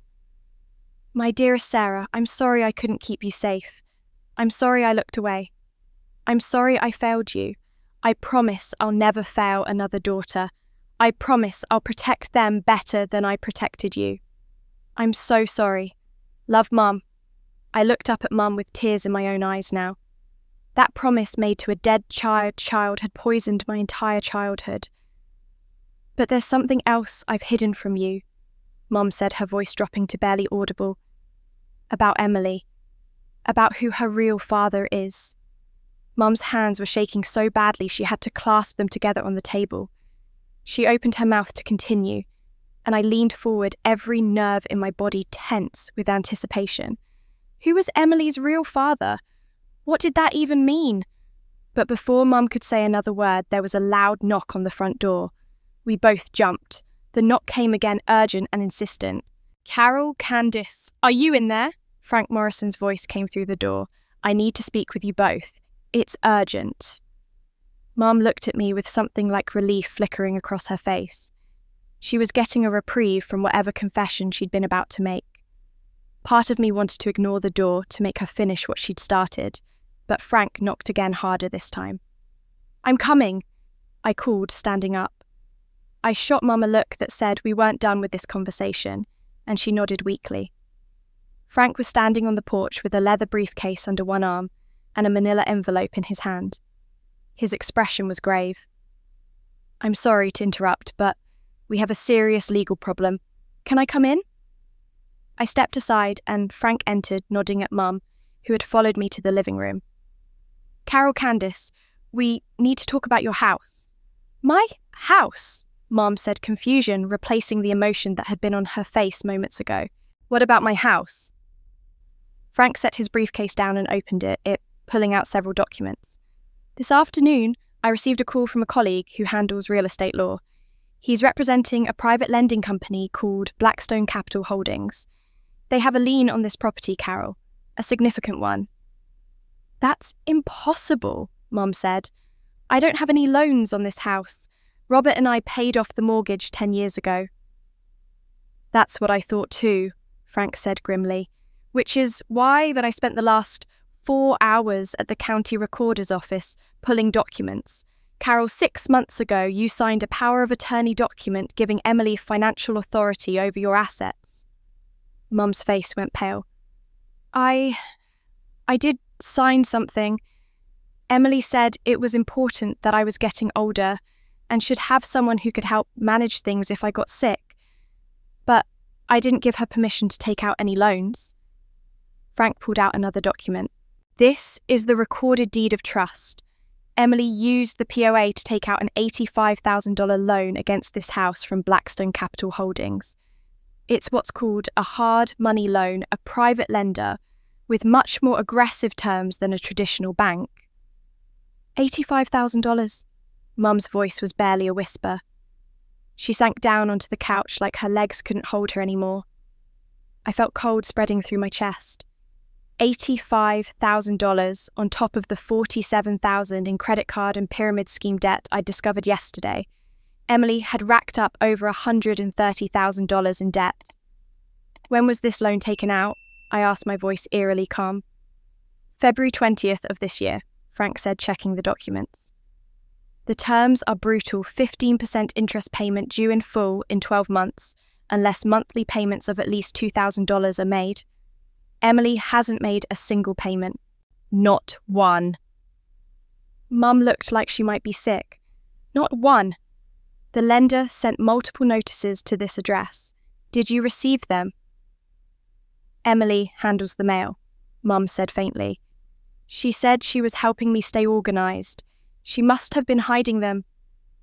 Frank pulled out another document, this one with red lettering across the top. This is the final notice. It arrived 3 days ago.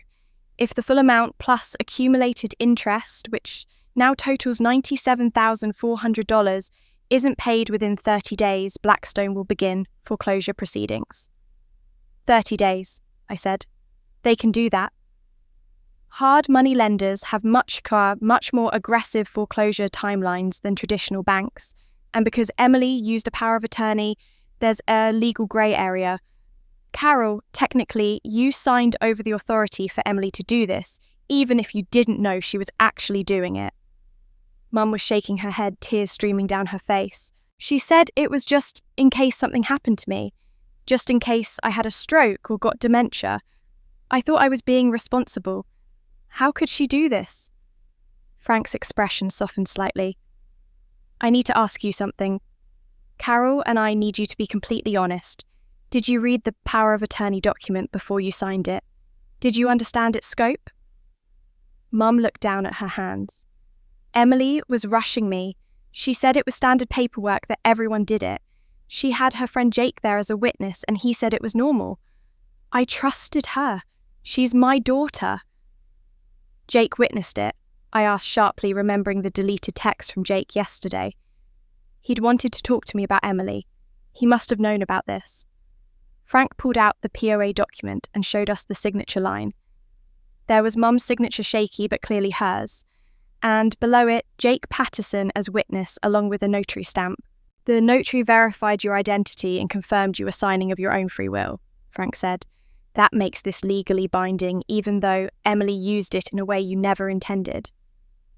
What does this mean? Mum asked. Will I lose my house? Not if we act quickly. But Carol, we need to talk about Emily's actions here. This isn't just financial irresponsibility. This is potential elder financial abuse. She misused a power of attorney, which is a breach of fiduciary duty. If we report this... No, Mum said immediately. No police, she's my daughter. Mum, I said carefully, she took out an $85,000 loan against your house without your knowledge. She's been hiding collection notices. She let you believe everything was fine while putting your home at risk. That's not just a mistake. Frank handed me the loan documents. There's something else you should see. I read through the application. Under purpose of loan, Emily had written critical home repairs and renovation. Under occupant status, she'd listed herself as the primary occupant and owner designate. She'd essentially claimed the house was already partially hers. But we all know where that money really went. I said, thinking of the credit card bills, the pyramid scheme, the expensive purse, the wine-fueled mornings. Frank nodded grimly. The loan was dispersed in full to an account in Emily's name only, not a joint account. Your mother never had access to those funds, never saw a penny of it. Mum was crying silently now, her whole body shaking. I thought if I just protected her enough, if I just helped her enough, she'd be okay. I thought I was saving her from becoming another Sarah, but I didn't save her. I created a monster. Frank handed me the loan documents. Emily had forged the loan application claiming it was for home repairs, but we all knew where that money really went. I looked at the loan documents in my hands at the forged application claiming $85,000 was needed for home repairs and felt a cold clarity settle over me. This had to end now. No more hiding. No more protecting Emily from her own consequences. We need to talk to her, I said, standing up. Mum grabbed my arm. Candice, please, let me handle this. She's my daughter. And this is her house you're about to lose, I said more harshly than I intended. Mum, I love you, but your way of handling Emily has led us here. Let me do this. I walked to the stairs and called up. Emily, come down here. Now. Silence. Emily, I know you can hear me. You can come down on your own, or I can come up there and drag you down. Your choice. After a moment, I heard her door open, footsteps slow and reluctant. Emily appeared at the top of the stairs, still wearing the same sweatpants from yesterday. She looked terrible, hair-matted face, swollen eyes, empty. What? She said flatly. Living room. Now!" She came down the stairs like a prisoner walking to execution. When she saw Frank Morrison standing in the living room with his briefcase and documents spread across the coffee table, she stopped in the doorway. "What's he doing here?" she asked, her voice small. "Sit down," Frank said, his attorney voice leaving no room for argument. Emily sat on the edge of the armchair, as far from the rest of us as possible. She was staring at the floor, her hands twisted together in her lap. Frank laid out the loan documents on the coffee table in front of her. "Emily, I need you to look at these." She glanced at them and immediately looked away. "I know what they are." "Then you know you've put your mother's house at risk," Frank said. $85,000, Emily, using a power of attorney that was meant for emergencies, not personal spending. "I didn't spend it on myself," Emily said, her voice defensive but weak. "I invested it in a business opportunity. It was supposed to multiply, the money supposed to give me a real income so I could finally contribute to this family. But it was a scam. I lost everything." "You invested our mother's house in a pyramid scheme," I said, incredulous. "It wasn't supposed to be a pyramid scheme." Emily's voice rose and tears started flowing again. "The woman who recruited me, she showed me all these success stories, people making 6 figures a year.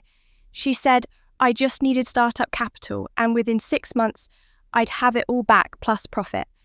I thought if I could just make some real money, if I could show everyone I was capable of something, then maybe..."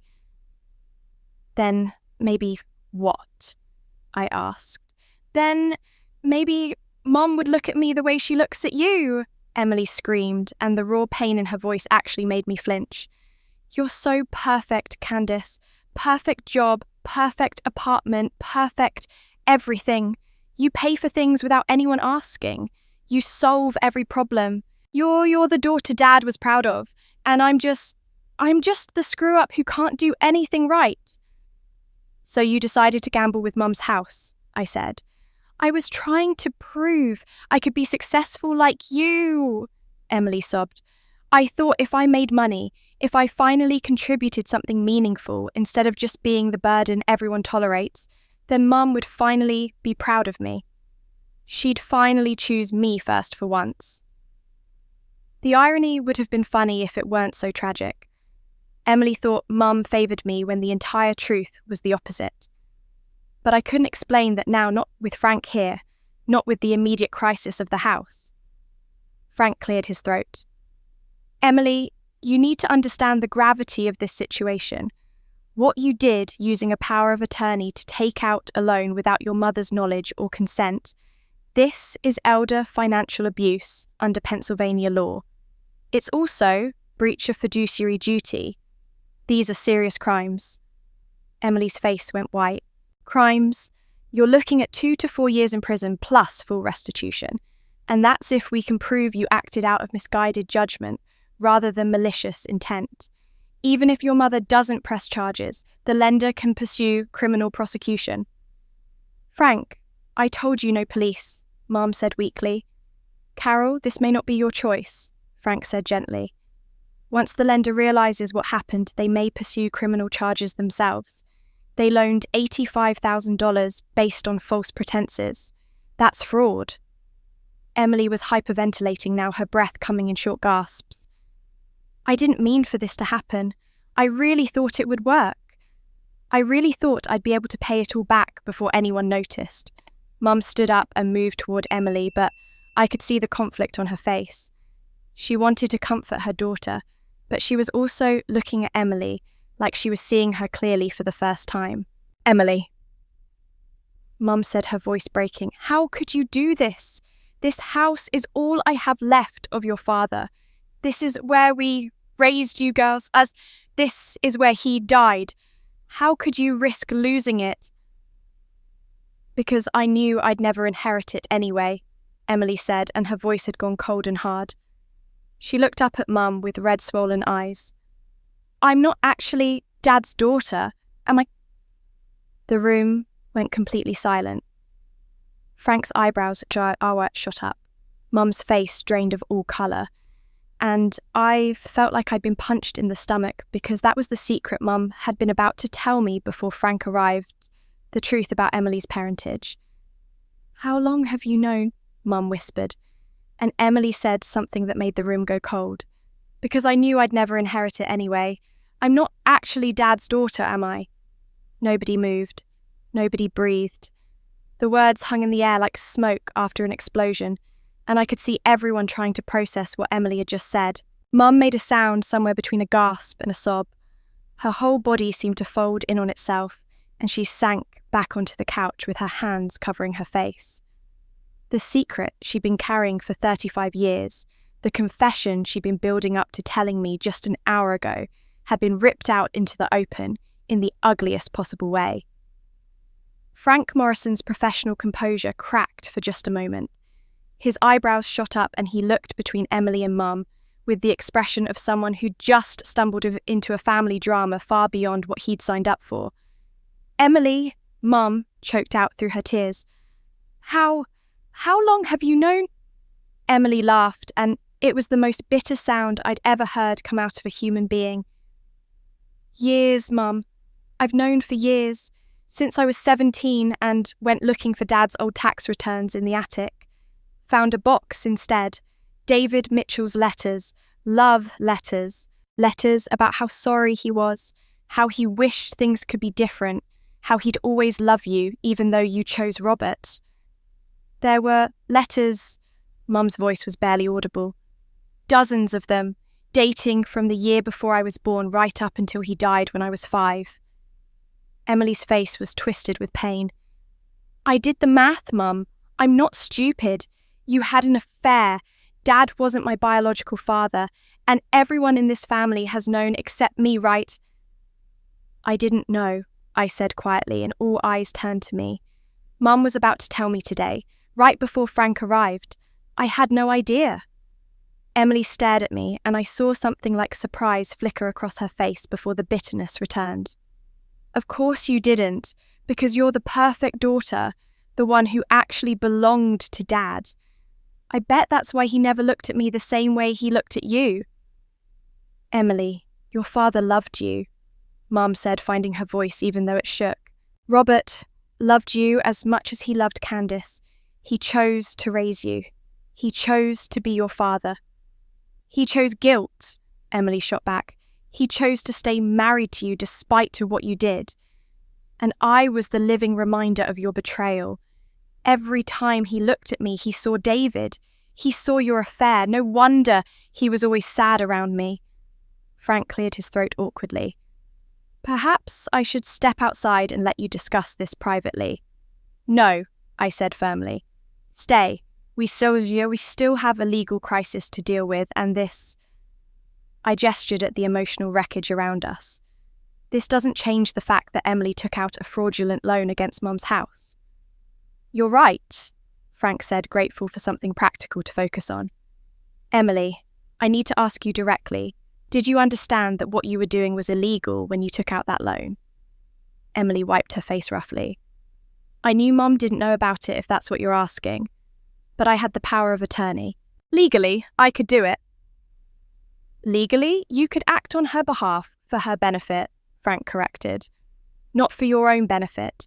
That's the breach of fiduciary duty.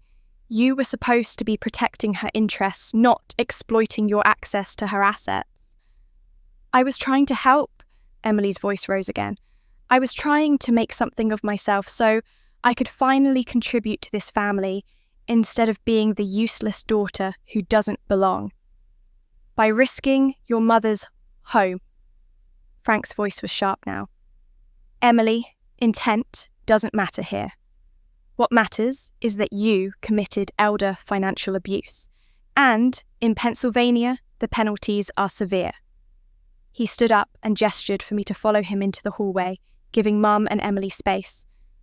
Once we were out of earshot, he lowered his voice. "Candice, I need to be direct with you, because this involves elder abuse with your mother. As the victim, the family has some discretion about whether to pursue criminal charges. If Carol doesn't want to file a police report, we might be able to handle this outside the criminal justice system." What would that look like? I asked. It would require Emily to voluntarily enter into a repayment agreement with severe penalties for non-compliance. She'd need to sign an admission of wrongdoing, and we'd need to resolve the loan immediately, which means either paying it off or negotiating with the lender. Frank paused. But, Candice, I have to tell you, even if you don't pursue charges, the lender might. Once they realised the loan was obtained through misuse of a power of attorney, they could go after Emily criminally for fraud. And if we do press charges, she'd likely face 2 to 4 years in prison, possibly more depending on how aggressive the prosecutor wants to be. Plus full restitution. She'd have a criminal record. It would destroy any chance she has at building a normal life.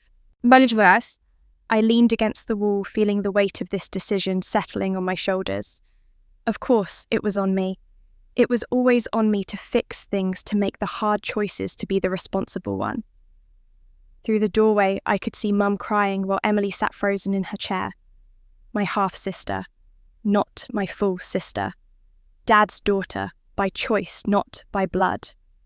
The girl who'd been overprotected because Mum felt guilty about her affair, who'd been insecure and desperate because she'd somehow sensed she didn't fully belong, who'd lied about Dad's death and stolen from our mother, and blamed me for everything.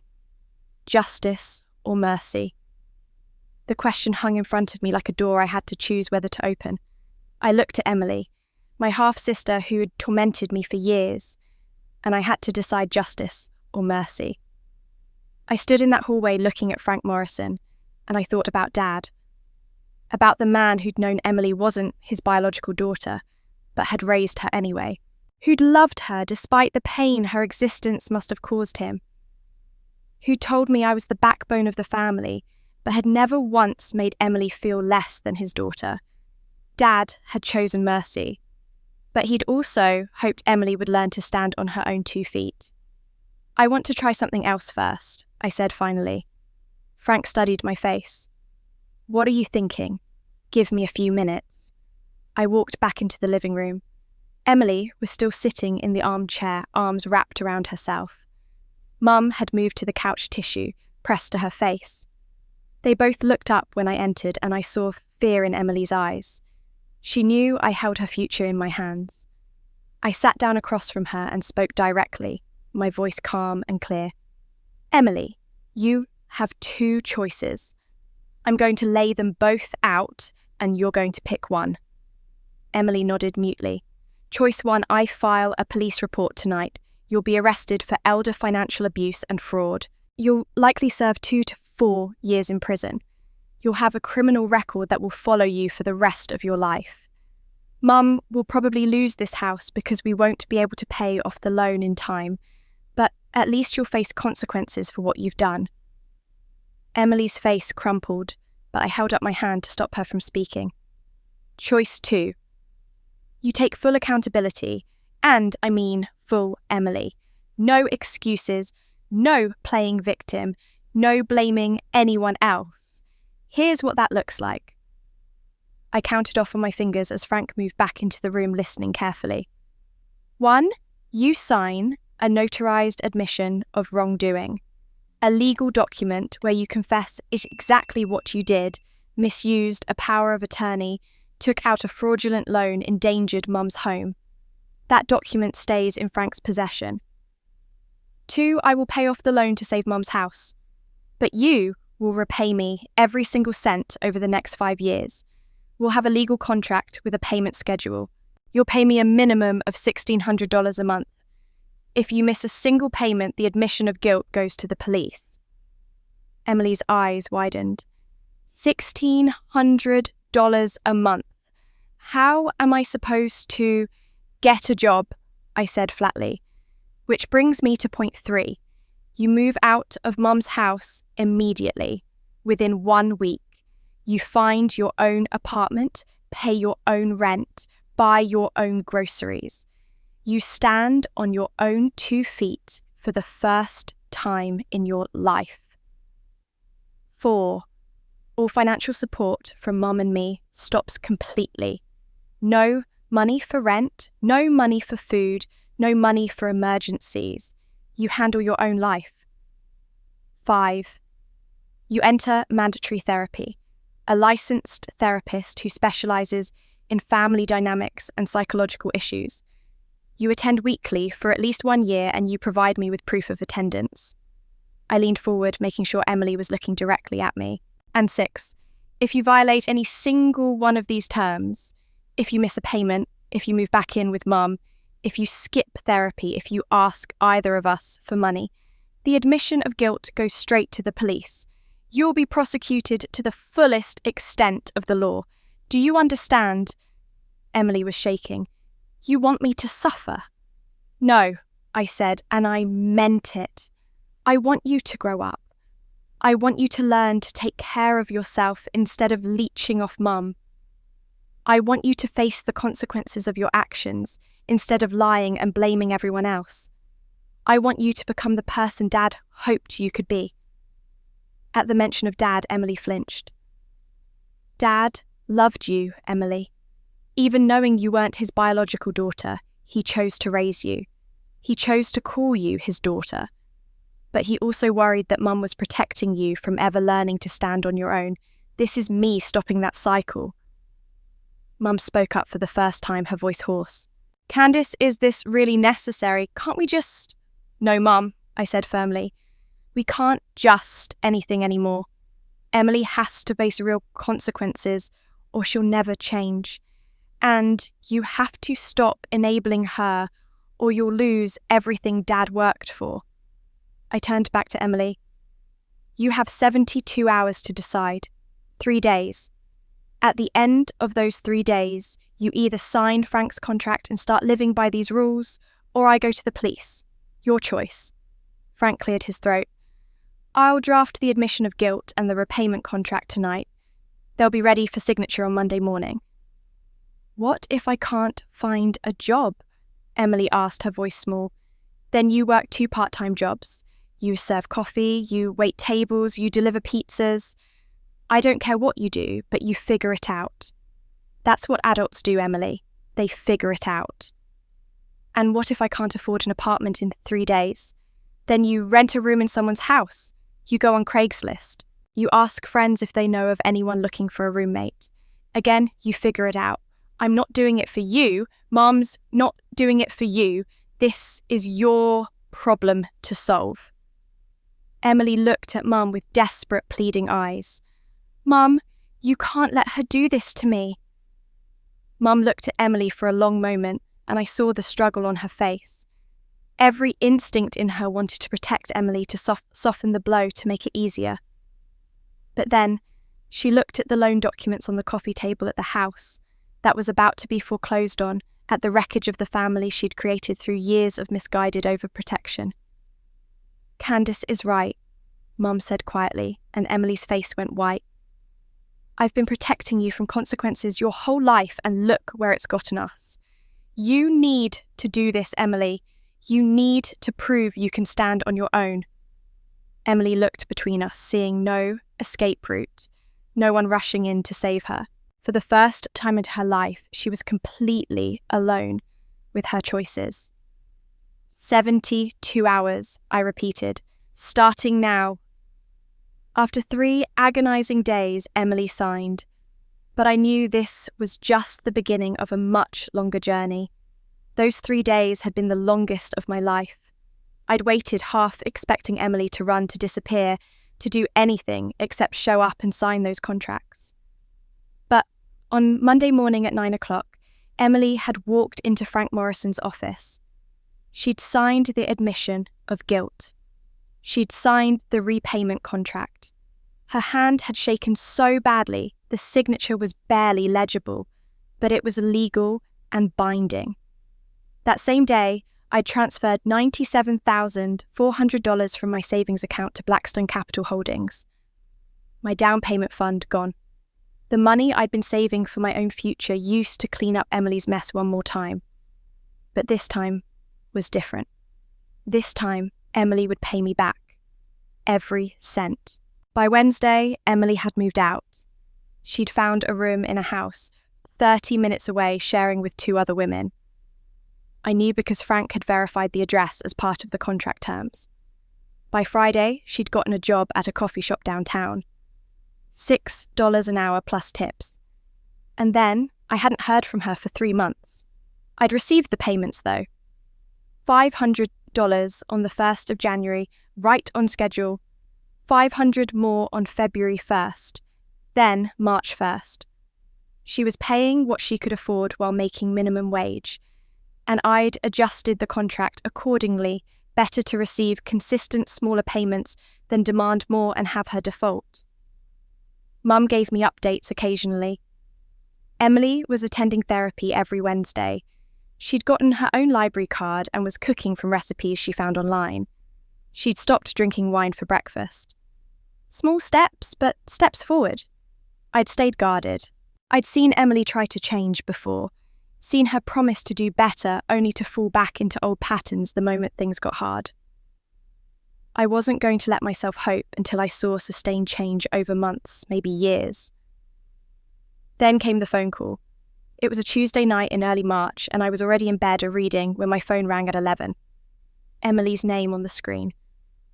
My first thought was that something had gone wrong. She'd been evicted, lost her job, was calling to beg for money. I almost didn't answer. But I did. Candice! Emily's voice came through, thick with tears, and my stomach dropped. What happened? Are you okay? I'm fine. I'm sorry for calling so late. I needed to tell someone and I didn't know who else to call. Tell someone what? I paid my electric bill today. She laughed, and it was watery but genuine. I know that sounds absolutely pathetic. I know normal people pay their bills all the time and don't call their sisters crying about it at 11 at night. But Candice, I've never done this before. I've never had a bill in my name, never had to budget for utilities, never had to make sure there was enough money in my account before the due date. I sat up in bed suddenly wide awake. You paid it on time. 4 days early, actually, because I was so paranoid about forgetting that I set 3 different reminders on my phone. And when I clicked submit payment and saw the confirmation screen, Her voice broke completely. I felt proud of myself. For the first time in maybe my entire life, I felt like I'd actually accomplished something. Something in my chest loosened just a little. That's good, Emily. That's really good. It's pathetic that I'm 35 and just now learning how to pay an electric bill. It's not pathetic, it's growth. Mum and I never taught you these things. We just did everything for you. There was a long silence, and then Emily said quietly, Dr. Reeves, my therapist, she's been helping me understand something. My whole life I was trying to be the daughter Mum wanted, instead of figuring out who I actually am. And when I couldn't be perfect like you, I just gave up and became a disaster instead. Like, if I couldn't be the best, I might as well be the worst. Your therapist sounds smart. She says I believed love was finite, like there was only so much to go around, and if Mum loved you, that meant there wasn't enough left for me. So, I spent my whole life competing with you for something I thought we were both fighting over. I thought about Sarah, about Mum's guilt and overprotection, about how none of us had understood the poison those secrets were spreading through our family. We were never competing, Emily. Mum's love wasn't finite, it was just complicated by things that happened before we were even born. I know that now, or I'm starting to know it. Dr. Reeves gave me this assignment to write down all the ways I sabotaged myself over the years, all the times I blamed you or Mum or Dad for my problems instead of taking responsibility. Emily laughed bitterly. It was a long list, Candice, really long. And writing it all out, seeing it all in one place, I was such an asshole to you. Yeah, I said simply. You were. I'm sorry. I know I've said that before and it didn't mean anything because I didn't change, but I'm trying to change now. I'm actually trying. I can see that. I've been working on something else in therapy too. Dr. Reeves had me write you a letter. I'm not going to read it to you right now because it's like 4 pages and it's almost midnight and you probably want to sleep. But I wanted you to know I'm working on it, on becoming someone who deserves your forgiveness someday. My phone buzzed with a text notification even as we were still talking. I pulled the phone away from my ear to look. A message from Emily. I can't erase 15 years, but I'll spend the rest of my life becoming someone worthy of your forgiveness. I stared at those words for a long time after we hung up. Emily had never apologized without making excuses before, had never acknowledged her behavior without immediately pivoting to blame, had never done the work without someone standing over her forcing her to do it. Maybe she really was changing. Maybe enforcing those boundaries, making her stand on her own feet, was actually working. I fell asleep that night with my phone still in my hand, Emily's text still glowing on the screen. And then, Mum decided to do something she should have done 15 years ago. The letter arrived on a Tuesday in late March, handwritten on Mum's cream-coloured stationery. I recognised the envelope immediately. She only used that paper for important occasions. Weddings, thank you notes, condolences. Things that mattered. I opened it standing in my kitchen, and Mum's shaky handwriting filled 3 full pages. My dearest Candice, it began. I've started therapy. I should have done this years ago, probably decades ago, but I'm doing it now. Dr. Patricia Walsh specialises in grief and loss, and she's helping me understand things about myself that I've spent most of my life running from. Yesterday, she asked me when I last visited Sarah's grave. I told her it had been almost 10 years. She said that was too long to go without facing the pain I've been carrying. So this morning, I went to the cemetery. I need to tell you what happened there, but first I need to tell you how sorry I am. I know sorry feels inadequate for 15 years of treating you like you were invisible. Sorry doesn't undo the damage of believing Emily's lies about your father's death. Sorry doesn't give you back the career you sacrificed, or the recognition you deserved, or the love you should have felt every single day. But I am sorry, Candice. I am so deeply, profoundly sorry. Dr. Walsh helped me understand something. After Sarah died, I was drowning in guilt and fear. When I had you, you were so strong and capable that I convinced myself you didn't need me the way Sarah had. And when Emily came along, premature and fragile and looking so much like the daughter I'd lost, I projected all my fear and guilt onto her. I told myself if I could just protect her enough, save her enough, I could make up for failing Sarah. But I failed you instead. I failed you by making you invisible. I failed you by letting Emily weaponize my guilt. I failed you by never asking what you needed, because I was so focused on what Emily wanted. It was never your fault, Candice. You were never not enough. You were always more than enough. You were exactly the daughter I should have treasured, but was too broken to see clearly. My hands were shaking as I read. I had to set the letter down on the counter and take a breath before I could continue. This morning at the cemetery, the letter went on. I finally said the things I should have said 42 years ago. I knelt at Sarah's grave and told her I was sorry. Sorry I wasn't watching carefully enough. Sorry I let my grief over losing her poison my relationship with my living daughters. Sorry I tried to escape the pain of her death by overprotecting Emily and neglecting you. And I made promises.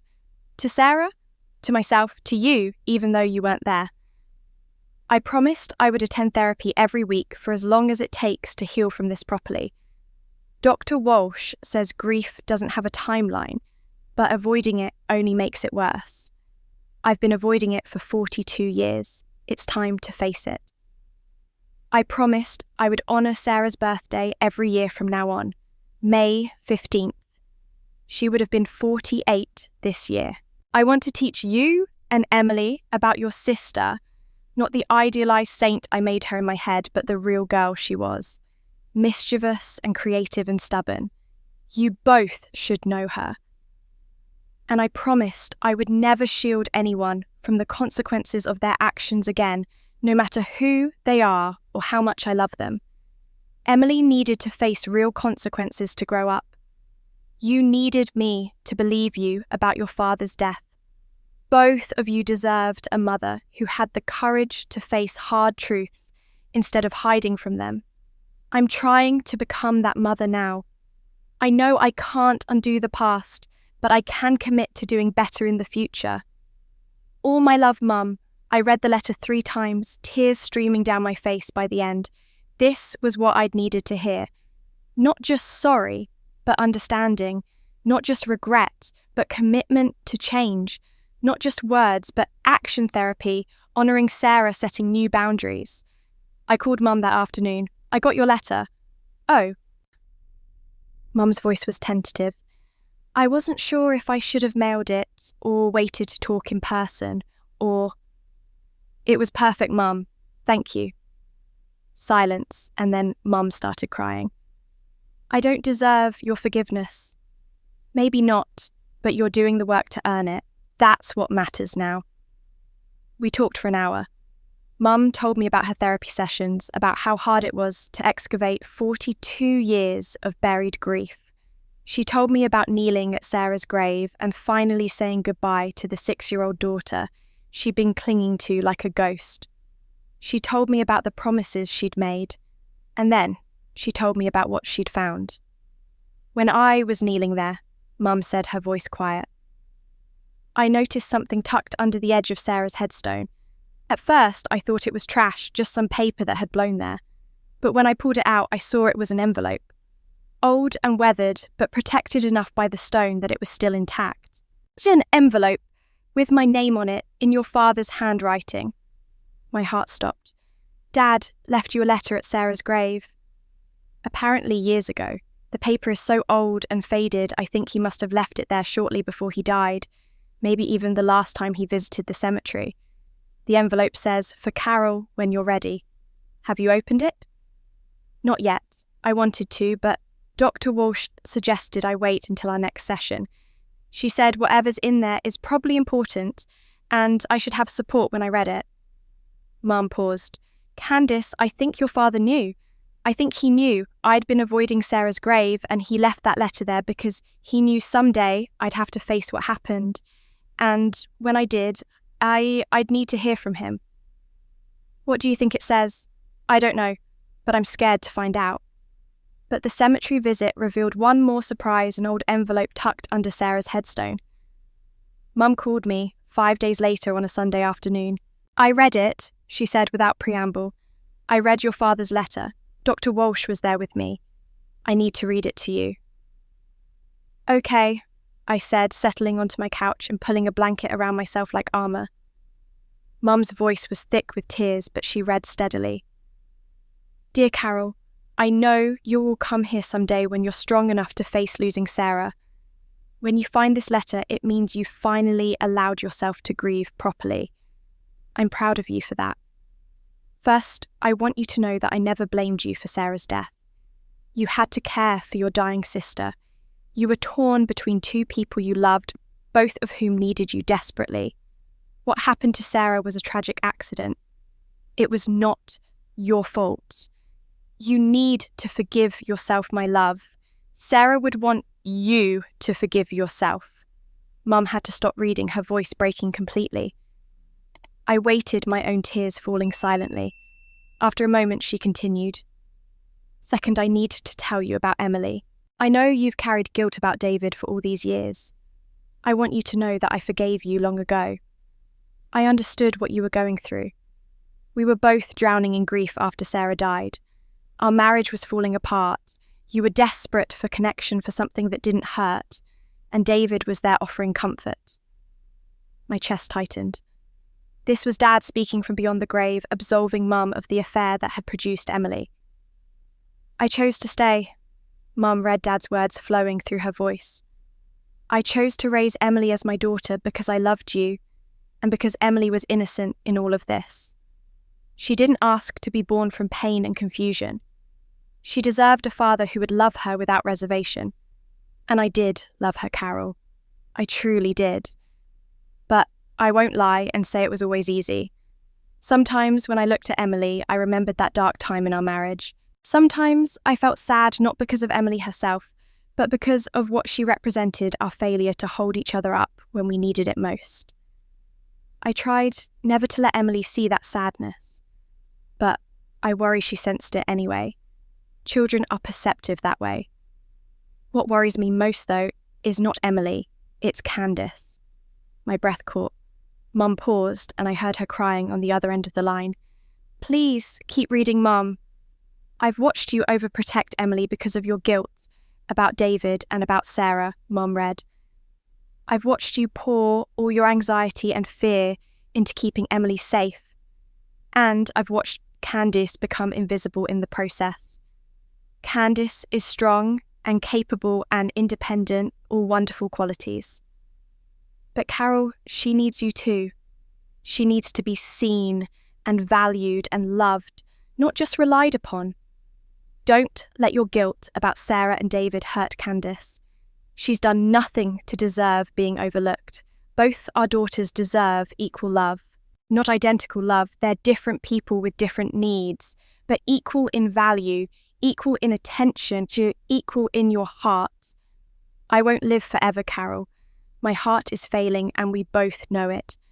After I'm gone, I am afraid you'll lean even more heavily on Candice while continuing to overprotect Emily. I'm afraid the guilt you carry will poison the family I love so much. So I'm asking you, my darling Michelle, to face your grief. Face your guilt. Get help if you need it. Honour Sarah's memory by being the mother our living daughters deserve. Let Emily stand on her own feet so she can discover who she really is. And let Candice know that she's loved for who she is, not just for what she can do for everyone else. You're a wonderful mother, Carol. You've always been a wonderful mother. Sarah's death wasn't your fault. David wasn't immoral, appalling. It was human desperation in an impossible situation. Trust yourself. Forgive yourself. Let go of the guilt that's been drowning you for so long. I love you. I've always loved you. And wherever I am, after this life ends, I'll still be loving you. Forever yours, Robert. The silence that followed was thick with emotion. I could hear Mum crying, and I was crying too, clutching the phone like it was a lifeline to Dad. He saw everything, I finally said.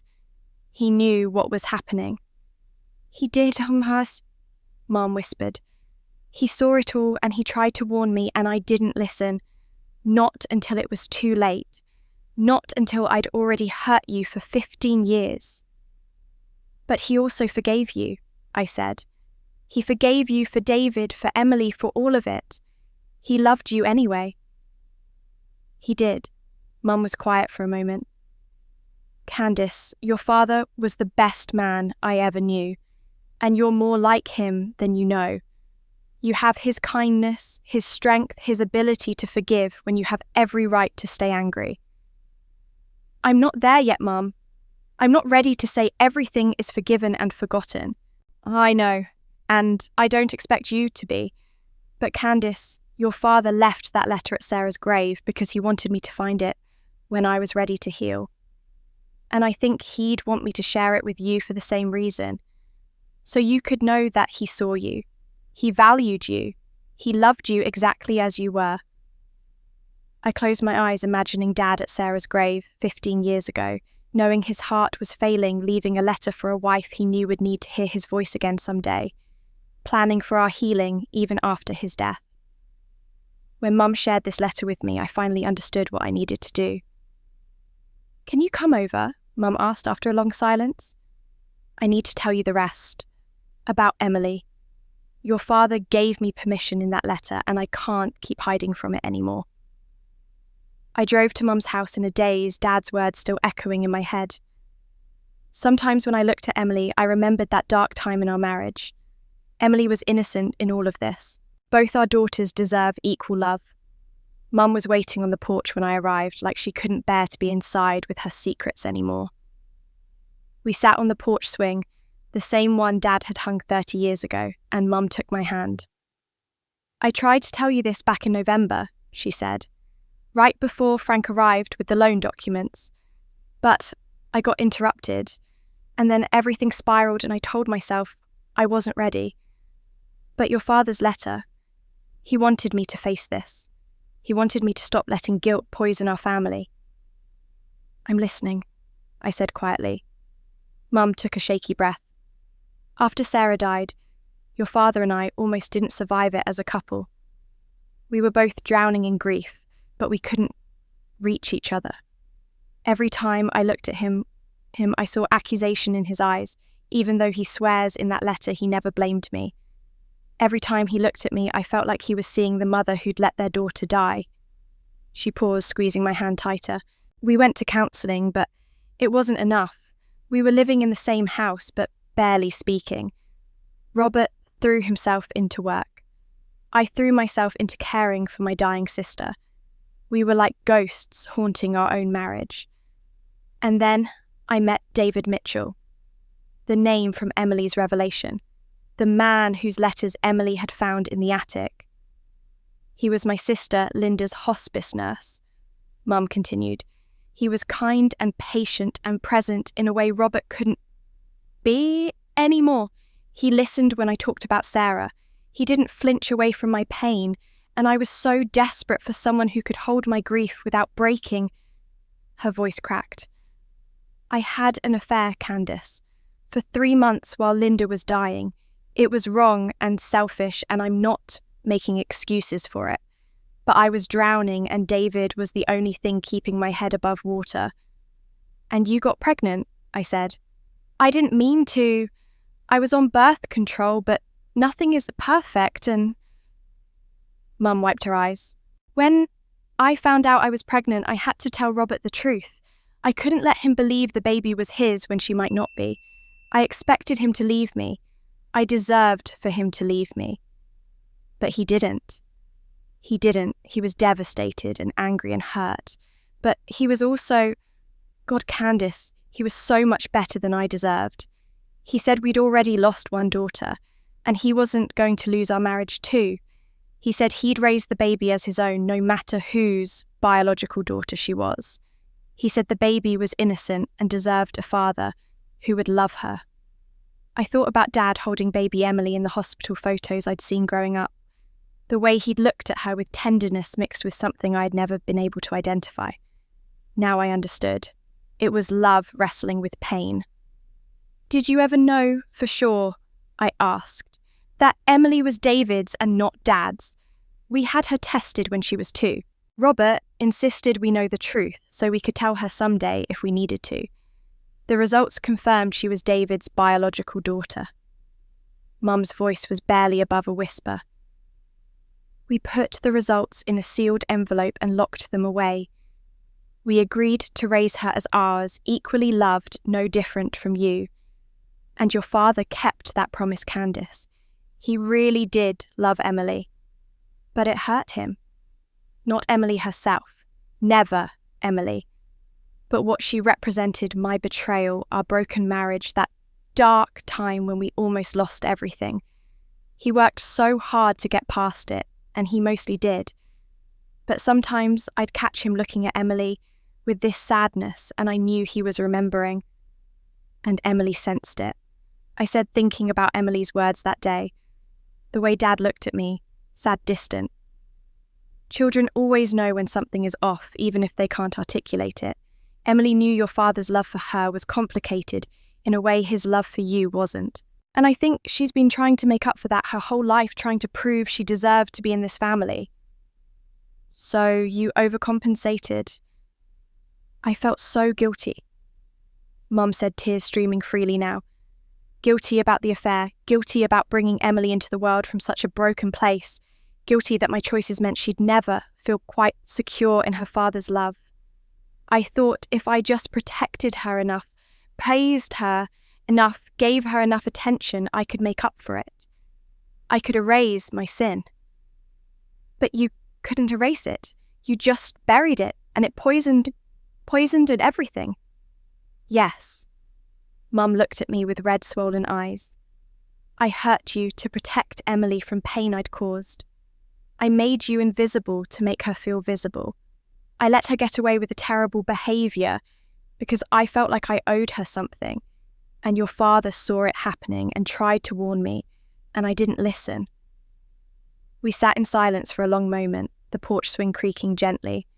A car drove past. A dog barked in the distance. normal sounds in a neighbourhood where nothing felt normal anymore. "Does Emily know all of this?" I asked finally. "About David dying when she was 5, about the test results." "No.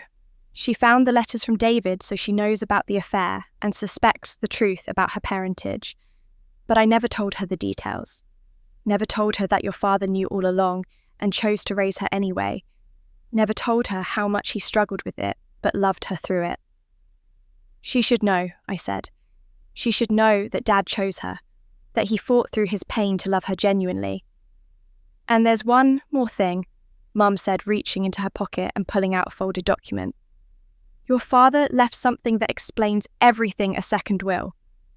I stared at the folded document in Mum's hands.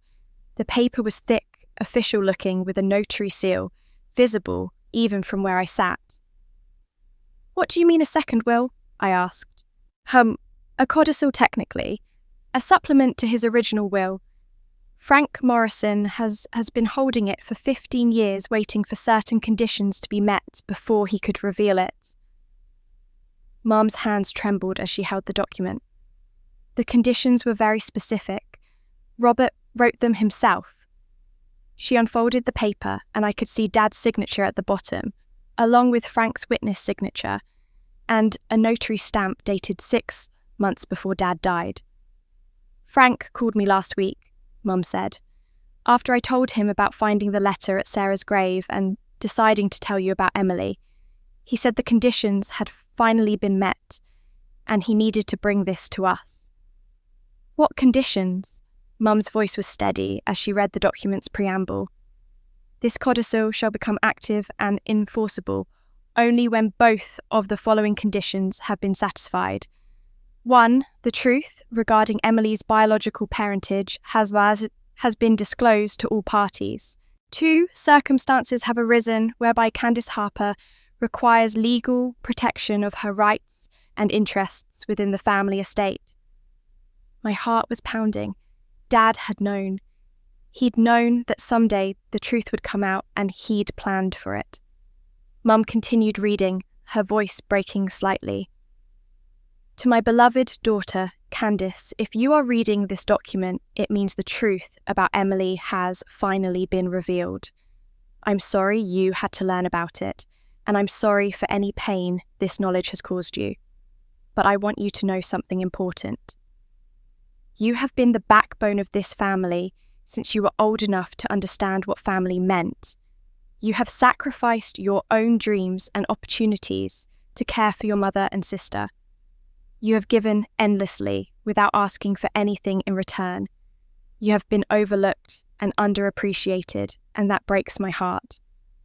I tried to protect you while I was alive, but I knew I wouldn't live forever. My heart is failing, and the doctors have given me less than a year.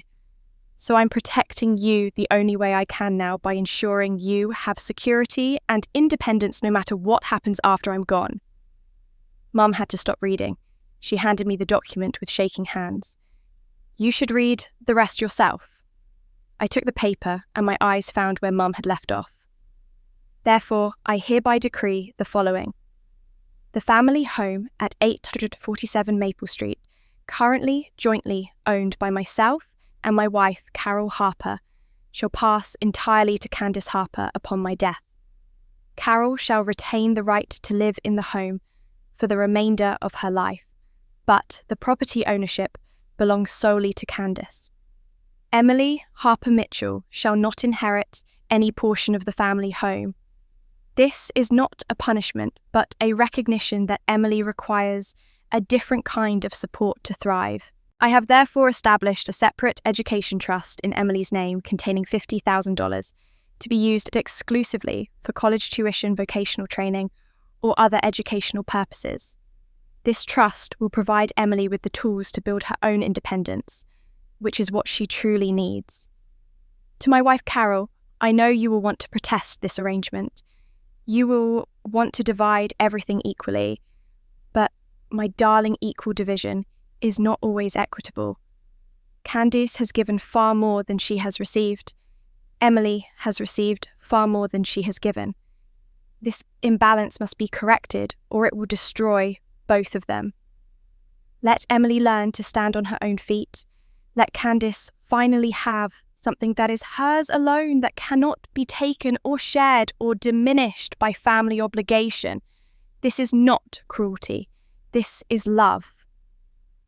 My hands were shaking so hard I could barely hold the paper. Dad had seen everything. He'd watched me sacrifice and give and become invisible, and he tried to protect me the only way he could by ensuring I'd have security after he was gone. There's more, Mum said quietly, pointing to the next paragraph. I have appointed Frank Morrison as trustee of this codicil with strict instructions. Frank, you are not to reveal this document until both conditions are met. I know this may take years, perhaps decades, but when the truth about Emily finally comes out, and it will come out eventually, and when Candice finds herself in a position where she needs protection from family members who would take advantage of her generosity, that is when you must act. Do not reveal this codicil prematurely. The truth about Emily must come first, so that everyone understands why these arrangements are necessary. And circumstances must demonstrate that Candice needs protection, because only then will Carol understand why I made these decisions. To Candice, my precious daughter, who I won't be there to protect. Don't let anyone hurt you again. Don't let guilt or family obligation steal your future. You have given enough. You have sacrificed enough. This house is yours. Keep it, sell it, do whatever you need to do. But know that it's yours because you earned it, with 15 years of selfless devotion. I loved Emily as my daughter despite everything, but I also knew she needed to learn independence rather than inheritance. I knew she needed to discover who she is when she's not cushioned by family money and protection. Please don't see this as me playing favourites. See it as me trying to right a balance that has been wrong for too long. Protect yourself, my darling girl.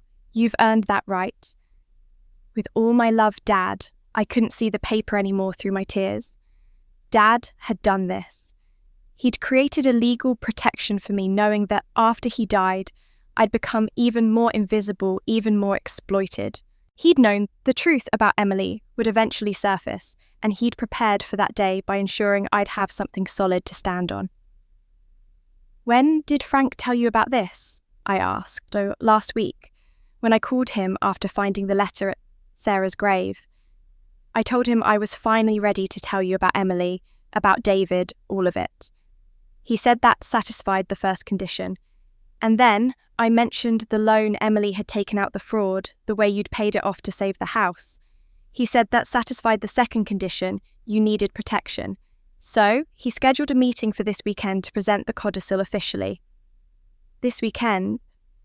Saturday morning at 10. He wants us all there, you, me, and Emily. He says it's time to make this official. I looked at the house, the one Dad had lived in for 30 years, the one he'd paid off through decades of hard work, the one Emily had nearly lost through fraud. Dad's house.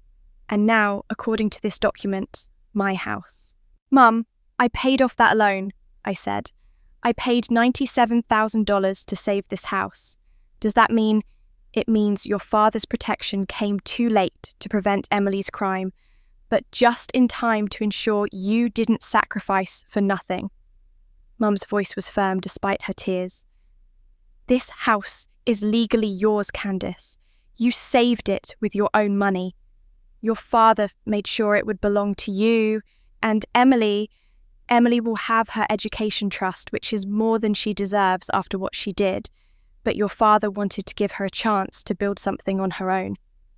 And that's when we understood Dad had been protecting me from beyond the grave, waiting for the right moment.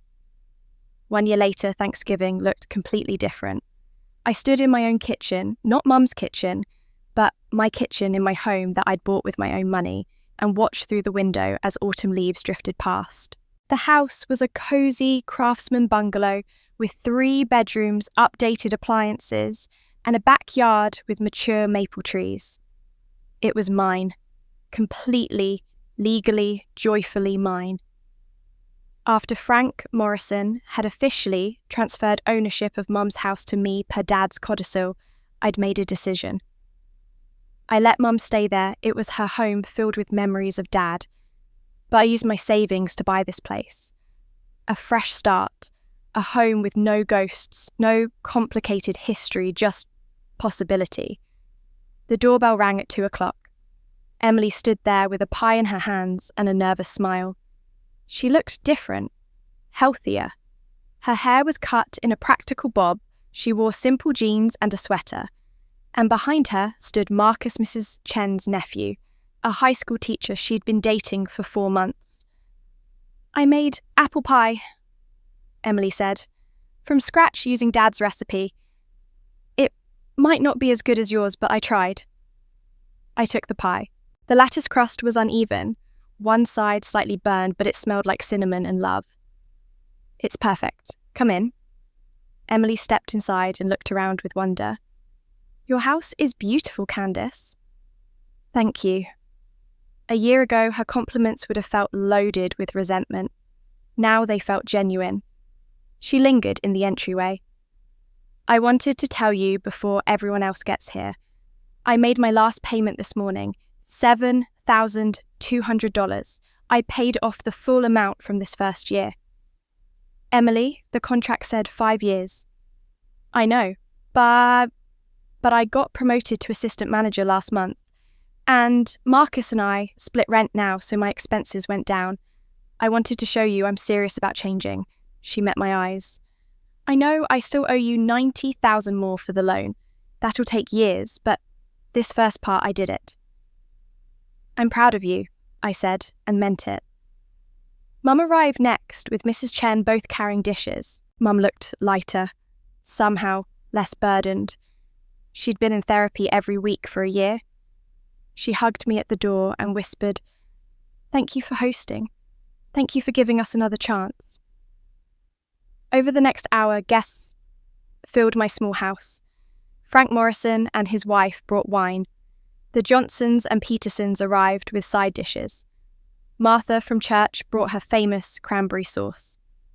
Even Jake Patterson came with flowers, apologising for witnessing Emily's fraudulent power of attorney document without asking more questions. By 3:00, my house was full of laughter and warmth. We gathered around my dining table, solid oak, that I'd refinished myself laden with food everyone had contributed. A true potluck, nobody carrying the burden alone. Before we ate, Mum stood with her wine glass. "I want to make a toast," she said. "This year has been the hardest of my life, but also the most important. A year ago, our family was shattered. We'd been living with lies and secrets for so long that we'd forgotten what healthy love looked like." She looked at me. "Candice, I want to thank you, not just because you saved this family when it was falling apart, though you did. Not just because you paid off a massive loan to protect my house, though you did that too. I want to thank you because you taught me what real courage means. It takes courage to set boundaries with people you love. It takes courage to demand better treatment when you've accepted scraps your whole life. It takes courage to save yourself first before trying to save everyone else. You did all of that. And because you had that courage, we're all here now, healing together." People raised their glasses. I felt tears in my eyes. Emily stood next, gripping her glass tightly. "I want to add something. Candice, I'm grateful you didn't give up on me when you absolutely should have. When I stole from Mum. When I lied about Dad's death for 15 years. When I made your life miserable. You had every right to walk away forever, but you gave me a second chance I didn't deserve." Her voice shook. "This past year has been the hardest of my life, but also the best. I've worked at the coffee shop for a full year without quitting. I was promoted to assistant manager. I'm taking online accounting classes with a 3.7 GPA. I've been in therapy every week, actually doing the work. I've paid back over $7,000, and every Saturday I volunteer for the foundation you started. For the first time ever, I'm proud of myself, really, genuinely proud. That's because you loved me enough to let me fall and trusted me enough to believe I could get back up. She sat down crying. Marcus put his arm around her. I stood up with my own glass. I want to say something too. A year ago, I thought saving my family meant sacrificing myself, being invisible, being useful, solving everyone's problems while ignoring my own needs. But I learned something crucial this year. We didn't save this family by having one person do all the work. We saved each other. I looked at Emily. Emily did the incredibly hard work of growing up for the first time in her life. I looked at Mum. Mum faced her guilt and grief after avoiding it for 42 years. She went to therapy. She visited Sarah's grave. She stopped trying to fix everything with overprotection. I raised my glass higher. And I learned to stand up for myself. I learned that love doesn't mean accepting abuse. I learned that saving yourself first isn't selfish, it's necessary. So here's to all of us, for having the courage to change, for doing the work even when it hurt. We're not perfect, but we're healing together. To healing, everyone echoed. Just as I was about to sit down, the doorbell rang. Frank Morrison stood with a knowing smile. Actually, I invited someone special. I thought you'd want to meet her. I opened the door to find a young woman in her late 20s holding a framed photograph. Hi, I'm Amanda Torres. Mr. Morrison invited me. I'm the first recipient of the Sarah's Light Foundation grant. My breath caught. 6 months ago, I'd established Sarah's Light as a non-profit using the rental income from Mum's house to fund free family therapy for families dealing with favoritism and loss. Please come in, I said. Amanda entered and held up her photograph. A family of 4 smiling together. My family was falling apart. 2 years ago, my younger brother died in a car accident. After that, my parents became obsessed with protecting me. They wouldn't let me do anything alone. And my older sister Sarah, yes, also named Sarah, she became invisible. She looked at me directly. My sister found your foundation's website. She read about your family's story and realized we needed help. The foundation paid for 6 months of family therapy. We learned about grief, about healthy protection versus suffocation, about how to honor my brother's memory without destroying the living. Amanda showed us photos on her phone. My sister moved back to Philadelphia. My parents learned to let me live my own life. Sarah and I talk every day now. We're healing, and it's because you turned your pain into something that helps other people. There are 7 families in the program now. You saved more than just one family. I hugged Amanda, both of us crying. Around the table, everyone was wiping their eyes. When we finally sat down to eat, I looked around at these faces I loved. The people who'd hurt me and whom I'd hurt in return. The people who were learning to love better. On my wall hung a composite photo I'd made Sarah at age 6, Dad in his flannel shirt, Mum laughing, and recent photos of Emily and me. One frame, one family, all the pieces finally fitting together. As we ate and laughed, I thought about Dad's letter at Sarah's grave, about how he'd loved us enough to plan for our healing even after he was gone, about how he'd protected me with that codicil, giving me the security I needed to stand on my own feet. People say family is where you're loved unconditionally, but I learned this year that sometimes unconditional love becomes toxic favoritism, that sometimes protecting someone from consequences destroys them, that sometimes the most loving thing you can do is let someone fall. I spent 15 years feeling invisible, believing that my worth was measured by my usefulness, believing that being needed was the same as being loved. But I found myself again by doing the unthinkable, by setting boundaries, by demanding to be seen, by choosing myself first for once in my life. Emily lost her way being overprotected, never learning to stand on her own feet because Mum always caught her before she could fall. But this year she learned that falling isn't fatal. It's just painful. And pain can be the best teacher if you're brave enough to learn from it. Mum lost one daughter 42 years ago and nearly lost two more to fear and guilt and secrets. But she learned that the best way to honour Sarah's memory isn't to cling desperately to her living children, but to love them wisely and trust them to live their own lives. Family isn't perfect. Ours certainly isn't. We still have hard days. But now we talk about it. Now we address conflict instead of avoiding it. Now we love each other with our eyes open. That was the year I learned that to save your family, sometimes you have to save yourself first. And when you do that, when you have the courage to stand up and say, I matter too, you might just save everyone you love. Conclusion. As I stood at my kitchen window that Thanksgiving evening, watching the last guests leave with warm hugs and promises to see each other soon, I felt something I hadn't experienced in years. Peace. Real, genuine peace that came from knowing I was exactly where I was supposed to be, surrounded by people who finally saw me and valued me for who I truly was.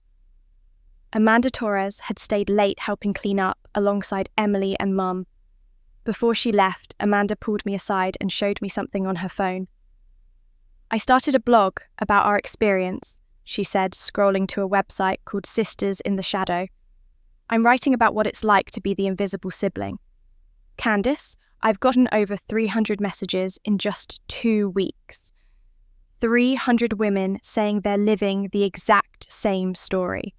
Women who thought they were completely alone, who thought something was fundamentally wrong with them for feeling hurt by their family's favoritism.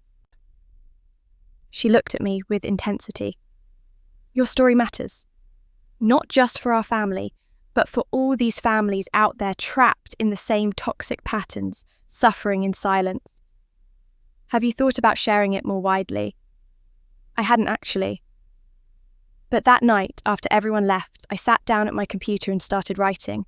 I wrote about that Thanksgiving morning phone call, when Mum uninvited me. I wrote about Mum on her knees begging me to come back. I wrote about the ruined turkey and Emily's public accusation, and the moment I finally told the truth about Dad's death. I wrote about the wooden box and Sarah, the sister I never knew. I wrote about discovering Emily wasn't Dad's biological daughter, about the codicil Dad left, protecting me about the year of healing that followed. And as I wrote, I realised something profound. This story wasn't just mine. It belonged to every daughter who'd ever felt invisible in her own family. Every woman who'd sacrificed her dreams because someone told her family always comes first. Every person who'd been taken for granted by the people who were supposed to love them most. The next morning I called Frank Morrison. I want to expand the foundation significantly. Not just therapy grants anymore, but comprehensive education, workshops on healthy family dynamics, support groups for the invisible children, a platform where people can share their stories anonymously and learn they're not alone. Frank's voice was warm. Your father would be so incredibly proud of you, Candice. You've turned your pain into something that gives others hope. Over the following months, Sarah's Light Foundation grew beyond anything I'd imagined. We launched a website where people could share their stories anonymously, access free resources, and connect with others who understood their pain. The response was overwhelming. Within weeks, thousands of comments poured in from people who'd been the invisible child, the scapegoat, the responsible one who held everything together while receiving nothing. I thought I was the only one comment read. My brother could do no wrong while I got criticised for breathing too loud. Your story gave me permission to finally set boundaries after 40 years. Another wrote, I'm 53 years old, and I just realised I've spent my entire life trying to earn love that was never going to come. Thank you for showing me it's not too late to change. A man in his 60s commented, I was the golden child like Emily. My sister hasn't spoken to me in 20 years. After reading this, I finally understand why. Tomorrow, I'm calling her to apologise. Mum read every comment, often with tears. There are so many of them. So many families hurting in exactly the same ways we hurt each other. We added Emily's perspective to the website, a series of essays called Confessions of a Golden Child, where she wrote honestly about being overprotected, never learning basic life skills, sensing something was wrong but not knowing what. Her brutal honesty about her failures and journey to accountability resonated powerfully with people who recognized themselves as favoured children, destroyed by that very favouritism. Mum contributed her own essays, writing as a mother who'd let grief and guilt poison her parenting for decades. She wrote about Sarah's death, the affair, the years of overcompensating with Emily while neglecting me. Her vulnerability gave other parents permission to look honestly at their own destructive patterns. The most powerful content came from families we'd helped through our therapy grant program. Amanda Torres and her sister Sarah created a video series documenting their healing journey. Watching them transform from barely speaking to genuine sisterhood showed people that change wasn't just possible but achievable.